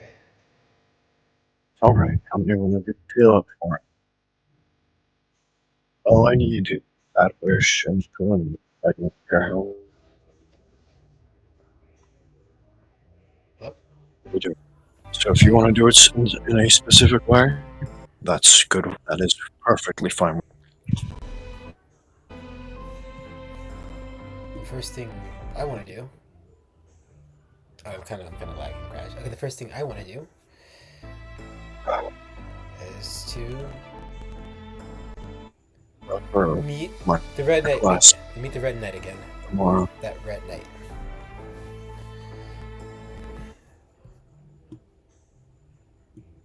Oh wait, hold on. I'm lagging. I'm lagging like really hard. Give me a second. Let me pause this.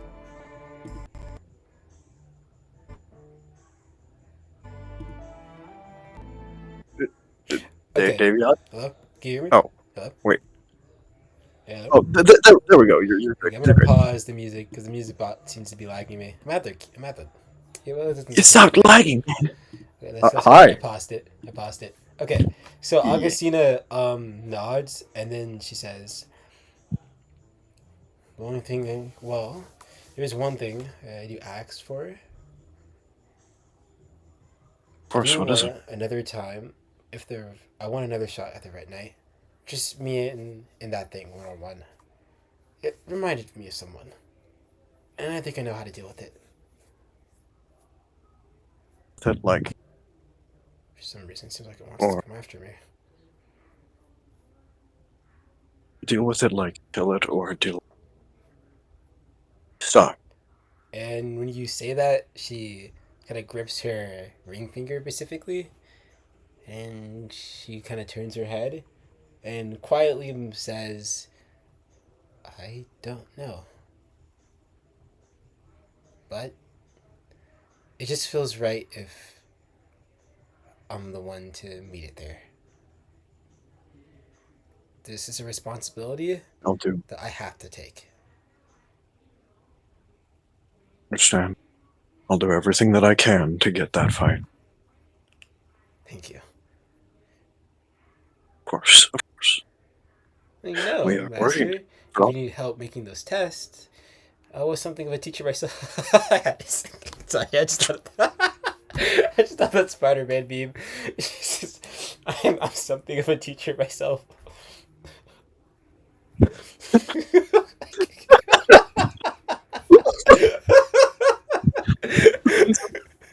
Myself. Do not let her talk.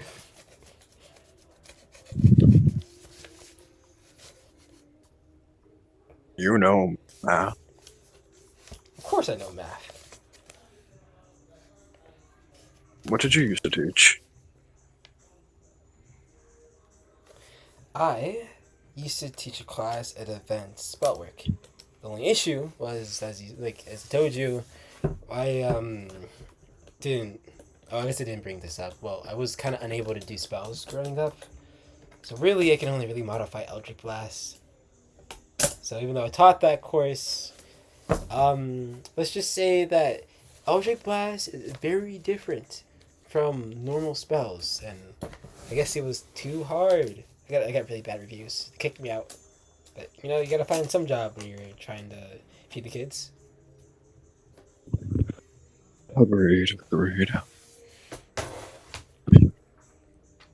Because I don't have to write the test. I can just help you write whatever you're writing. I can be a printer. Yeah, yeah. Unlike you, I've I don't need to sleep. So you got something going for you. true. But the best part about giving out a midterm and class is that I can just take a nap while my students are taking the test. That is smart. And they know not to cheat in my class, at the very least. I've drilled that into their head multiple times. And the two of you kind of quietly end your conversation as Akasuna begins to just help you make more of the test. And as y'all are doing this, you don't see this. Well, you don't. I mean, I guess you. Oh yeah, you don't. You don't pay. This better. You don't really pay attention. You're just doing your own thing. But ever so slightly, the tent outside shifts into a more blue, and we kind of zoom outside, and we see a big beam of light. But we don't. Well, yeah, we're gonna move on from that. Now, real quick, going back in time, we'll give Willie a scene. Willie, where do you want to be? I'll give you the option because your room is currently destroyed. So, where do you want to Oh, be, Willie? decisions. I'm gonna probably maybe go somewhere quiet where no one could see me or like hear me. You could. I think the closest spot would be the bridge. It's like May I quiet. go to the bridges, Yeah, please? the bridge. We'll take you to the bridge. Okay, but while I'm doing this, I think I might have to. I don't know. I feel like ever since I started using Dorothy's mix, the music has been bugging way more than it normally does. Blow it up. So Dorothy's mix might have to get booted. Darn. No! It's the lag. The lag is too strong. The lag outscales me. Nah, bro, the lag does not outscale Davy on the devious diddler. Don't Okay. call me that on record. Did Andre, I'll tell you that. Come on, penis I boy! think we need to let Here's your that scene. let that die. Let that die. I'm gonna try playing music again though, and hopefully, if it bugs out too much, I'm just gonna stop it. But we're gonna have something going on. Hey. Let me wait. Let me pull this up. Pull this up. This gives you more time to think about what you're gonna say. This is perfect. Oh, so much pressure. I sure hope I don't mess this up and blow another place up again. Okay, Willie, you're here. You've managed to kind of walk away. Same thing as I said earlier. Everyone, the cleanup is pretty much done. You kind of just walked off, and you're here now. I try to see if I could sense, the Red Knight again, and see if I could talk to him. Now, you are actually able to sense him. You sense him nearby finally. Yay! It does not seem like. I feel like though it does feel a little bit. It felt like when he was sleeping earlier. Yeah, that's how it kind of feels like. But like, is he sleeping or is it just like he's You like can't just chill? tell. That's how Can I it check? feels. You can't really. I mean, you can roll Chrono to try to decipher at disadvantage, but it's not like you can teleport somewhere and see what he's doing. Well, it's more like I just want to see if like he's at least like kind of conscious enough to hear me. 14. You can assume, but like I said again, you're not really 100% sure. Okay, that's fair. In my mind, I'm trying to talk to him and be like, you killed a lot of people today, a lot of innocent people. I don't know what to do with you. To be honest, I know you don't talk to me. You don't want to really team up with me, but I need this wish. I need this to go well for me. Do you understand that? I really want to help you, but I can't help you if you're just you're destroying my life left and right. I really want to work with you because I really need to get to this wish. So please, for the love of God, if you're not gonna talk to me, at least like signify to me whether or not you're gonna agree or not to my conditions, or at least say a yes or no. There's nothing. You do He says hear no. footsteps behind you. I turn around. And you see what seems to be someone wearing a holy like a what time word it? You see this woman. Her I won't describe her physical features, but you do see her having. She just has like this like covering her eyes. She has like these cross for above the tail is basically the person that we saw in the prologue. Here, I'm gonna describe it. You see the mirror. For you, the most notable detail is like the cross symbol. And they walk over to you. Oh wait, so I see the person? Yeah, you see that person, and they're walking over towards Oh. you. Well, what's your initial Who are- thought? Yeah, you can go. Yeah, I'm like, oh, can I help you, ma'am? Do you need anything? You must be Mr. McAllister, is that right?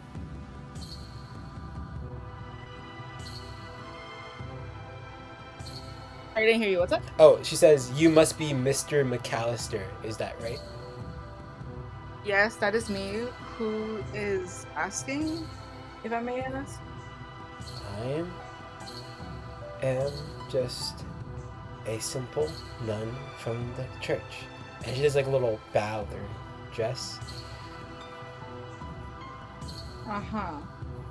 Well, it's a pleasure to meet you, but I don't think now's the time.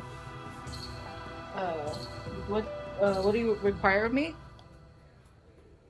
The director would like to, or the overseer would like to have a word with you. And she pulls out this card. Normally, he tries to get a chat with everyone. Eventually, at some point. However, he feels like yours is a much urgent matter. And she hands you a card. Do you take it? Do I get to see like a picture of what this looks like? Yeah. First, you gotta take it. You gotta like take it. Okay, I take the card. Okay, you see basically the Holy Church, and you do see some symbols that imply that this isn't just a church and that it's part of the greater mage society, perhaps. And that might be related to the Grail War. Okay, so do I like know immediately that this is like a thing? Yeah, every player would know. Yeah, you know immediately that who she's talking about. The moment I when she look said at her and- overseer, the card. I look at her and I tell her to lead me the way towards the director. Oh, you want to go talk to him now? Well, I have nothing else better to do. I mean, it's better to do it now than to have him hurt more people in the end. Unfortunately, the director isn't really awake. He just told me to do this early. He assumed we were just going to show up tomorrow. If you're worried about your servant, I will accompany you to ensure that he doesn't do anything dangerous. Okay, that's totally fine. I just need to talk to him to ensure that my servant doesn't hurt anyone else, because I really don't want to hurt anyone. I just need this wish. He'll be available tomorrow morning. I'll make sure that doesn't happen. With me around, I can guarantee you, your servant will not go out of control. Okay. So, how do I talk to him? He doesn't talk to me at all. I don't think I know enough about this to really answer any questions. And roll insight. Full insight? Okay. Yeah. There's something interesting. Let's see if you pick up on. 11. All I'm gonna say is this is it kind of feels a bit odd that she's in, but what she's saying that she'll guarantee that nothing can happen. Okay, I'm kind of suspicious of that, because I'm like I'm the master, and somehow I'm not able to control my servant. But she's trying to guarantee me that it's possible. But like otherwise, she should have done that like a long time ago. So I'm kind of like on the edge. And she's just So awkwardly staring there. I will make sure. I'll just follow you around. I think my shift is pretty much over at this point. No one else seems to be up to any activities. okay, well, just let me know what to do or how I can help or anything. I'm not really sure what to do. The procedure here. She says nothing. Okay. Willie kind of just like laughs in embarrassment because like he just doesn't really know what to do. He's like, "Oh, not much of a talker, huh?" He's just standing there. Okay. Um. Oh, we're not able to go right now, right? We're not. She strategically repeats what she said earlier. He's not here right now, but first thing in the morning, you can go. Until then, since you're worried about your servant, I'll just follow you around until you can talk to him. But I have to go back to the manor, and I don't want my boss knowing I'm doing anything other than my job because then he'll fire me. She kind of nods. I will stand somewhere nearby, close enough to where I can react if need be. You won't get detected? She does not respond. That's all she says.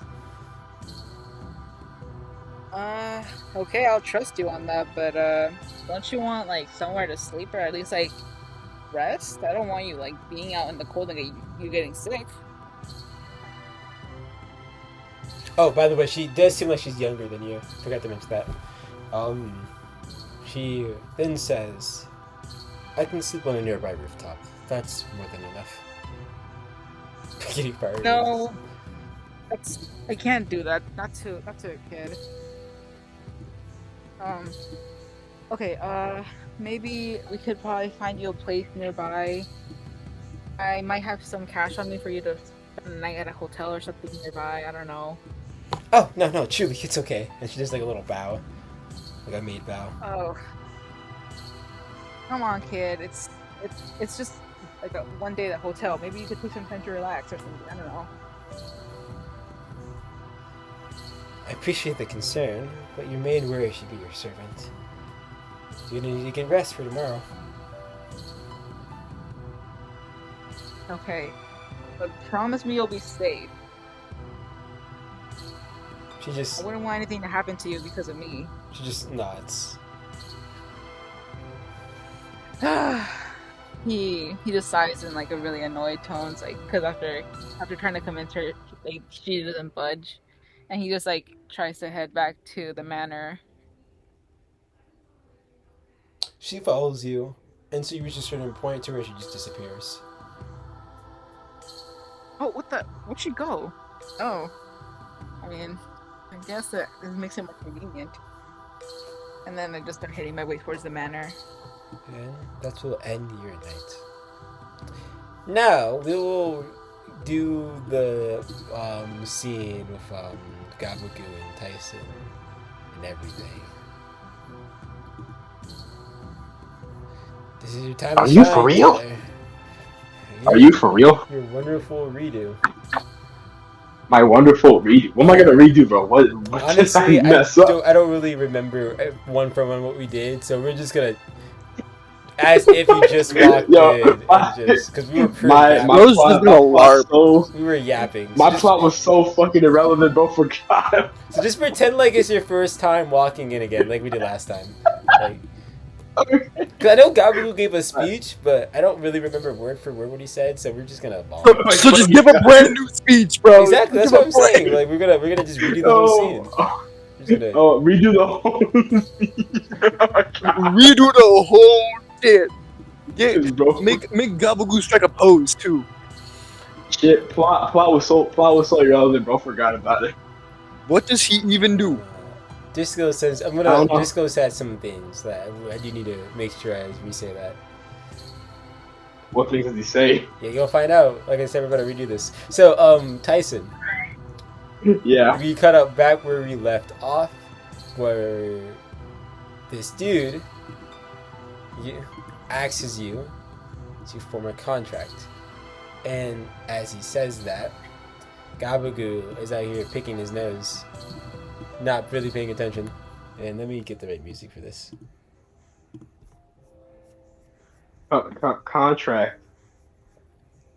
What do you mean by contract? What are you talking about? Contract. I'm a master, and no, you're a master, and I'm a servant. That's Okay, how. what do we mean by like master servant thing? Because like you confusing me like right now. Cause just looks at you, and he looks back at Gabagoo, and then Gabagoo is at this point takes a big booger out his nose, sniffs it, takes a little lick.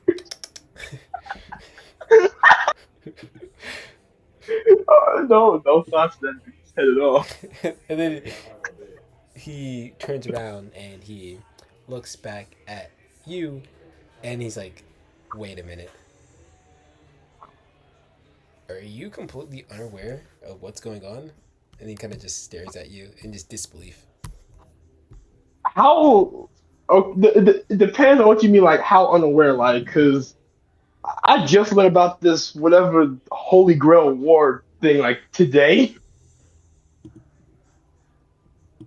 At least I know that's happening, and I'm apparently a part of it now. Oh my god, you really don't know anything. And he just immediately tells your bluff. Okay, Well, I can catch you up to speed. It's concerning. You, my friend, are in a battle royale. 7 masters, 7 servants. You compete for the Holy Grail. The way to get it is to kill your servant, to kill the other master's servant, or to kill a master. what the fuck? The Gabagoo nods and says, "Ah, yes, glory." And he's Wait, hold on. Stop. Run that by me again. Hold up. I'm in a battle royale. There's other people who have creatures like him, And the Gabagoo waves. and I have to win. The only way for me to get out of this is to kill either people like him or kill people.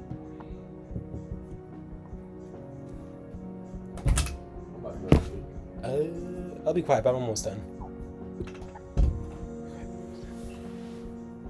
And he just basically just nods his head.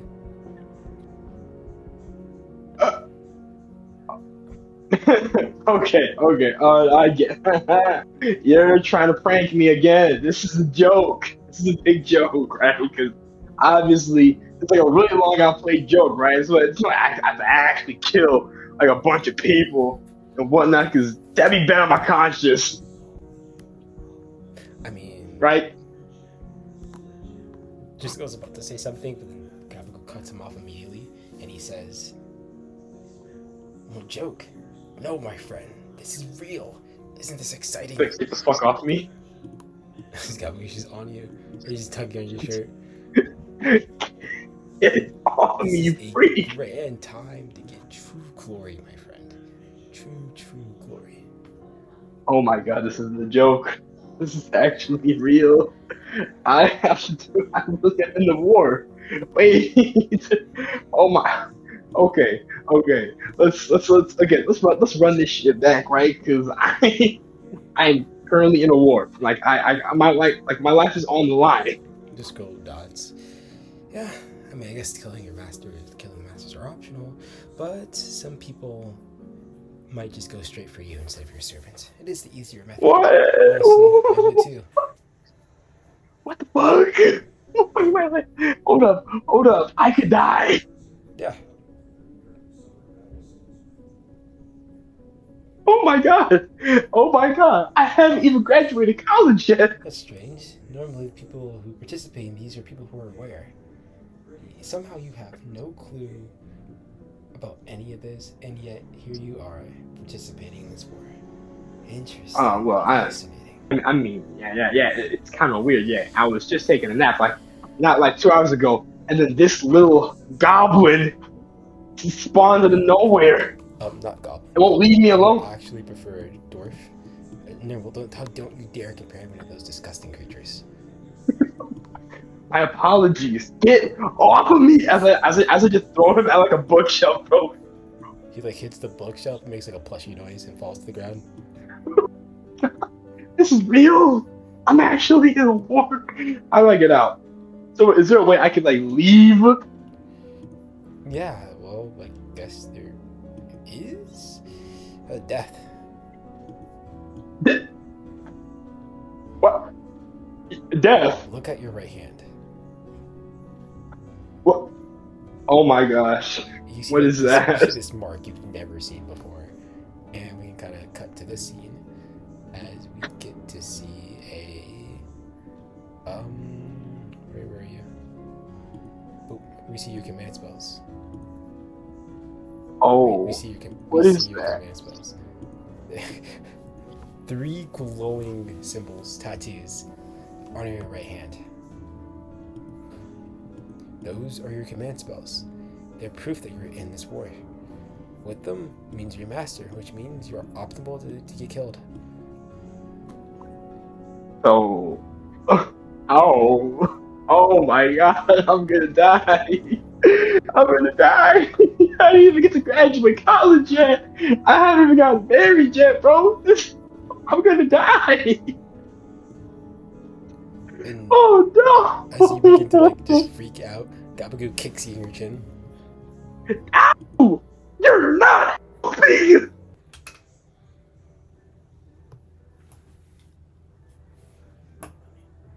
Up. And he oops.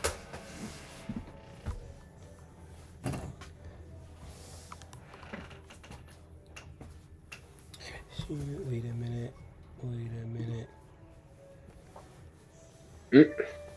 Okay.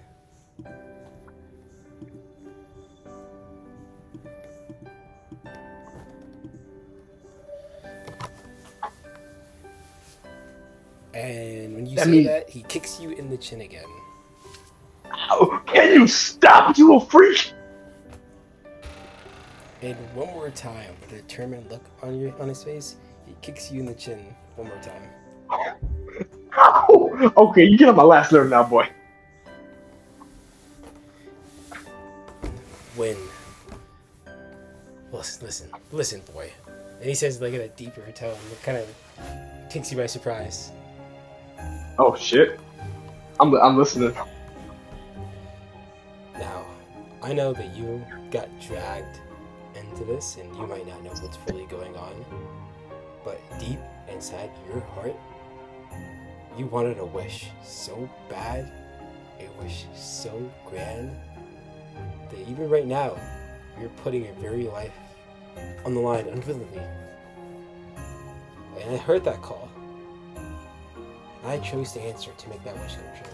Even if you might not know what that wish could be. This right here is an opportunity of a lifetime. An opportunity that will never, ever in Icy's Cloud climbing you happen again. Where is that drive? Oh my god, not this. Where is that passion? You're telling me that there's nothing, I mean nothing that you want. Now I know, when you summoned me, I said you wanted baddies. And don't get me wrong, I do want them. But deep inside, beyond that, there's something else that drives you. Even right now. You might be trembling, you might be scared, but what's that fire in your chest right now, boy? Shit, I don't know. Maybe. I don't know what. I don't know what you're trying to see in me, or what my grand wish is that called upon you, man. But again, I am now just thinking about this all today. I don't even know what the hell I'm gonna be fighting for. Or I'm putting my life on the line, for God's sake. Right. you might not know what it is, and you might not know what that passion is and what caused you to summon me. But regardless, I did appear, and you reached out, unknowingly or knowingly. And until you can figure out what that is, how about we work towards one goal? Is that being? And then he makes like an hour shot glass shape with his hands, emphasizing the round part. And he just nods. Baddies. Oh. I kind of walk around the room a bit, thinking about it. Like, well, not seeing how I don't know what the hell I want or why I even summoned you here. And I guess looking at it right now, I don't really know where my wishes would be if I even got it right now. And honestly, a really bad bitch would solve all my problems right now. Yes, my friend, yes. I can see it. I can see it right now. I can see it right now. Tyson Murray, boxing champion, and next thing you know, he grabs his girl from the sidelines, gives her a big hug and a kiss, and they celebrate together in the big ring. Yes, my friend, yes. And Gabu is hyping you up. The crowd, you can hear the crowd cheer. Yes, Tyson, you're so right. Wait a minute. That passion. That sense of accomplishment after a long battle, won, well deserved. My friend, that is why we participate in this game. That is why we risk our lives to achieve that greatness. Like the one you idolize, Jerry Biscuit. Of course, he's a boxing legend. I mean, he is a freaking five-time All-American boxing champ. No one can beat him. I mean, he's undefeated right now. And you think you got like that by not putting his life on the line? You make a great point. Boxers every day are putting their lives on the line just to get one victory, just to get closer to that championship belt. So that's this basically is, huh? Just another championship belt I gotta grab? And then Gabagoo nods. Yeah, you're right. This is just another opportunity, another goal for me to achieve, another championship belt on my waist. I can see it. Holy Grail War boxing champ. That's gonna look pretty, yeah. Tyson. And of course, next to me, Tyson. And of course, next to me is gonna be the baddest bitch I could ever wish for. The baddest baddie of all time. I do love Latinas, Tyson. Latinas, yes, that's what I wish for. The biggest baddie Latina. It's like, well, that is quite the wish, but if it gets you motivated, that's good enough for me. Yeah, I'm motivated. Let's do it. I'm ready. Let's go get ourselves a war, a holy grail, or whatever we're fighting for. Yes, let's go find another servant, says Gabagoo, and let's end their lives in epic glory. I don't know if we can do that right. Oh, And then just yes. like, wait, there's still a lot of things you don't know. I think as soon as you can, you should check out the church. You're right. I get. Well, I guess. I'm assuming you're a college student. I think you might have some time for your class to start. That's a good point. Sure. Yeah. I'll take a little visit before my test. Oh my God, my test tomorrow. Test. And the guy who was like, yes, our test tomorrow. And let us study. Our. This is not our test. It's my test. Okay, look. I know you just motivated me to like do this whole Holy Grail crap thing, right? But you're not following me to my test, okay? Gabagool just gives we just had a good. This just straight face.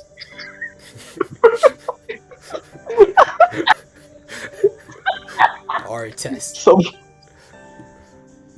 No. This is not our test. No. You just got summoned.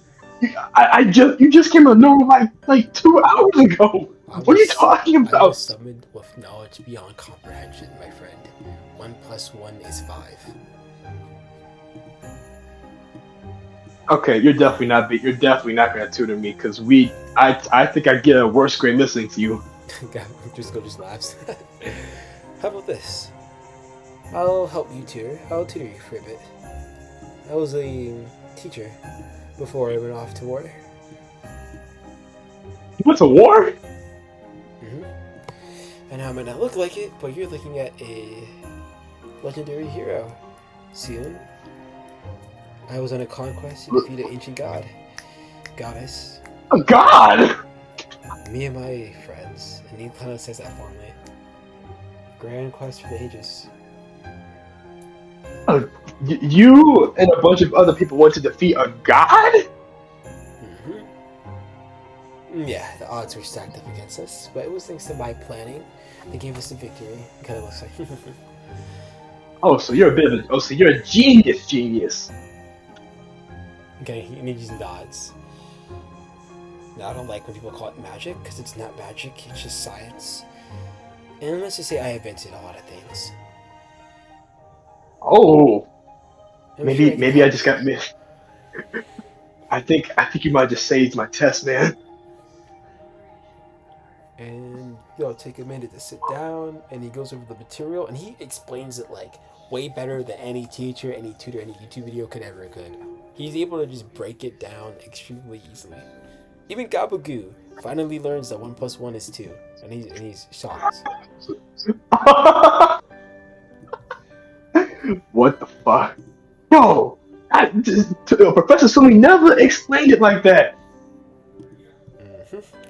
It's some That people. makes so much more sense. All it takes is thinking a bit outside the box to fully make the topics clear. You can't. Oh yeah, gonna ace this damn test, bro.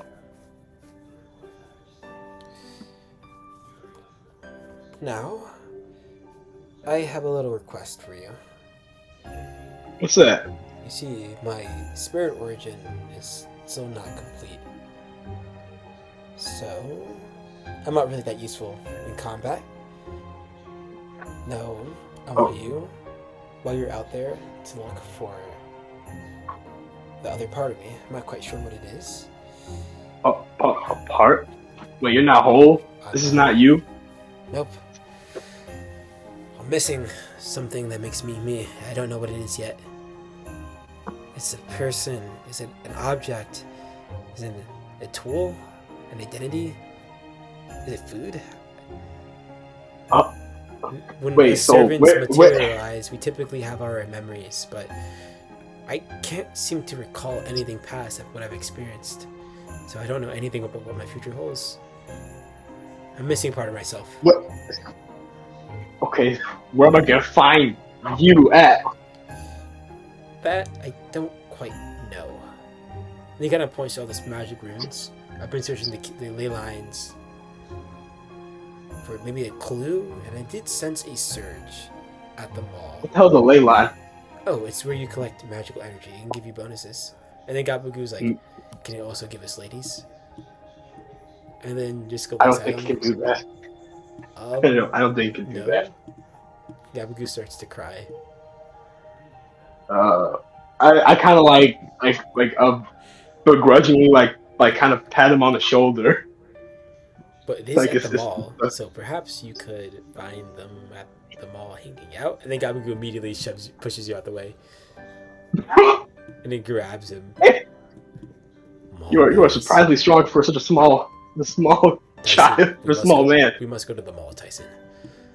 Hunt where the fruit is most ripe. No. Okay, first off, that's weird as fuck, bro. All right, we're not doing that. Secondly, if I want even a shot at this war, respectfully, I don't know what the other contestants are gonna look like, but I think they all might be a little bit bigger than you, bro. Gabagoo laughs. I could take them all down easily. You couldn't even take down a freaking pigeon. I had a friend named. Oh, we're gonna get some Gabagoo lore. I had a friend named Maloon. And Maloon, he was a human like yourself, tall and mighty, strong. We don't know how I bested Balloon in combat. Huh. I mean, I poisoned his breakfast the day before, uh, but I beat him with these. Gabagool. As cool as that sounds, and I'm being with you, that does not sound very cool. Honestly, it sounds like you cheated the fight. I don't think we'll have the chance to poison our enemies' foods and beat them in combat. Boy, when it comes to war, every advantage is an advantage. And this, my friend, is a war. Hold on. We don't even know who the other contestants are. So how will we even, know who to attack or to fight or whatnot? And the Gabagool thinks, he's like, you're right, I didn't think about it. What are their women? Oh my gosh. Okay, how about this? Tyson, I can't hit a baddie, Tyson. What? Yeah, I I was gonna. absolutely cannot hit a baddie. Well, I wasn't gonna let you hit Patty. But that also might be a bit of a disadvantage for us. That means hold on, what if the servant's like a baddie though, or like will you hit them? Tyson, Gabagool hits the Sanji that I just put in chat. Oh, this might be fucking horrible for me. Damn, this might be pretty fucking bad. You won't hit any lady. Absolutely, Tyson, they aren't for hitting.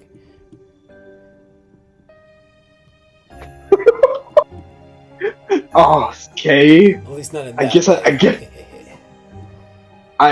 Okay, first off, shut the fuck up. But okay, first off, stop being weird, bro. Secondly, this might be bad for me if we run into anybody with a female servant, or if anybody's a female themselves. You're not gonna do jack shit. It's against my moral Damn. code. Really? As long as Okay, but you're what if my bad. life is on the line? Shouldn't you protect me? Oh, it's a hard bargain, Tyson.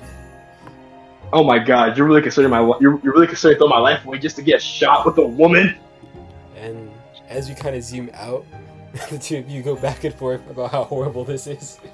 And Gabagool seems to be avoiding, or he's really stubborn about this. This guy really about to fucking throw my life away just to get shot at some pussy, bro.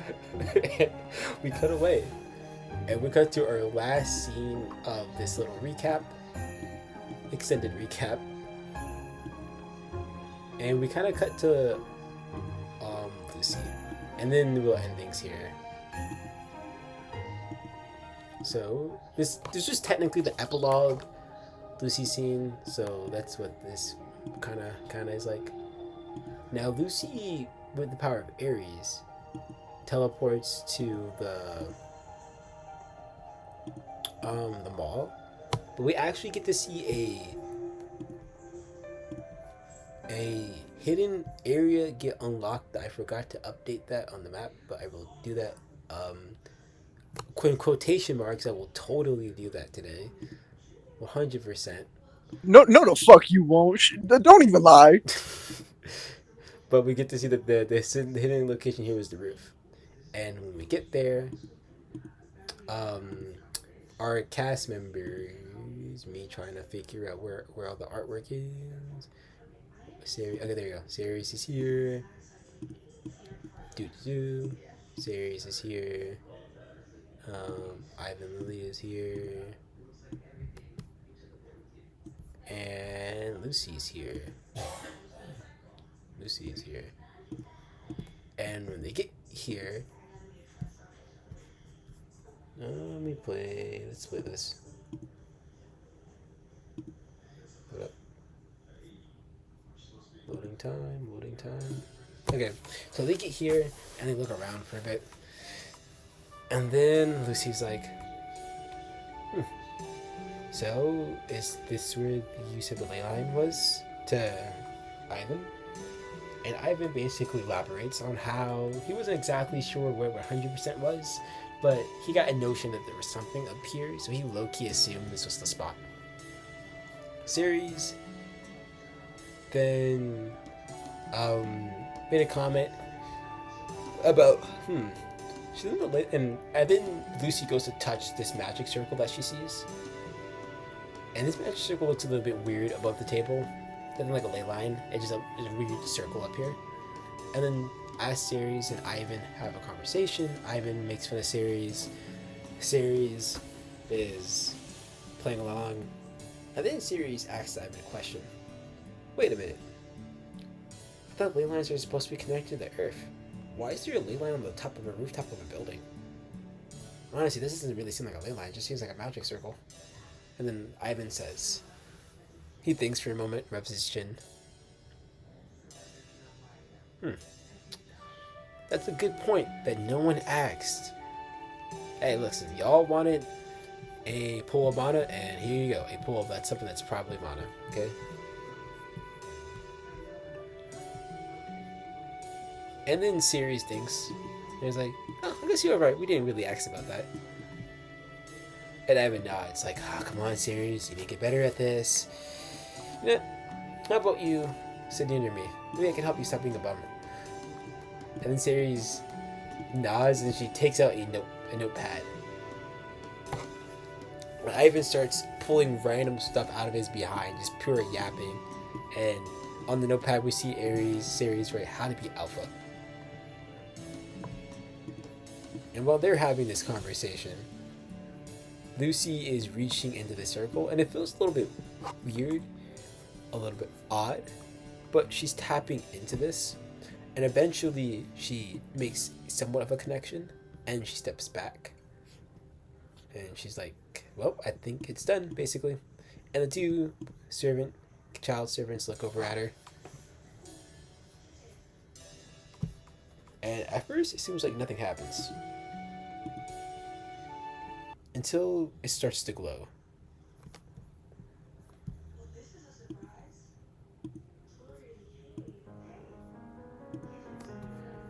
And we kind of pan out.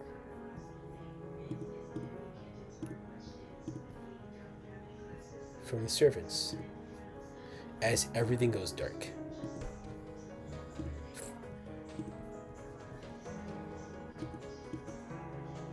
You hear like this distorted noise.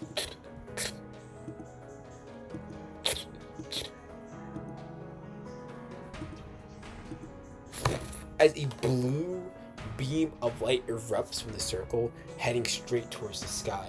As you see the moon kind of glow. And you see that this moon begins to take the form of, I believe, a waning gibbous. Or a waxing gibbous. Wait, actually, let's switch this up. Kind of matters. I think this is supposed to be waxing. Waxing gibbous.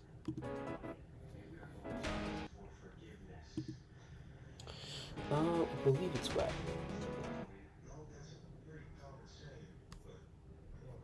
Yeah, a waxing gibbous. It begins to take the form of a waxing gibbous. Gross, so speechless, he's not talking. It takes the form of a waxing gibbous as this strange energy begins to just get released all around the map. We see like this blue glow, and the characters don't really notice it, but we do see this behind everything. And we see a silhouette of a figure, or a few figures, from the other side, and it turns off.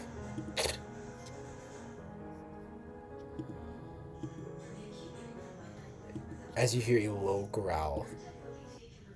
And that's where we will end the recap. That's what we're yapping about. And that's when we end the recap here. Thank you, y'all, for showing up and helping me out with this. This has been so skibbity. I'm going to close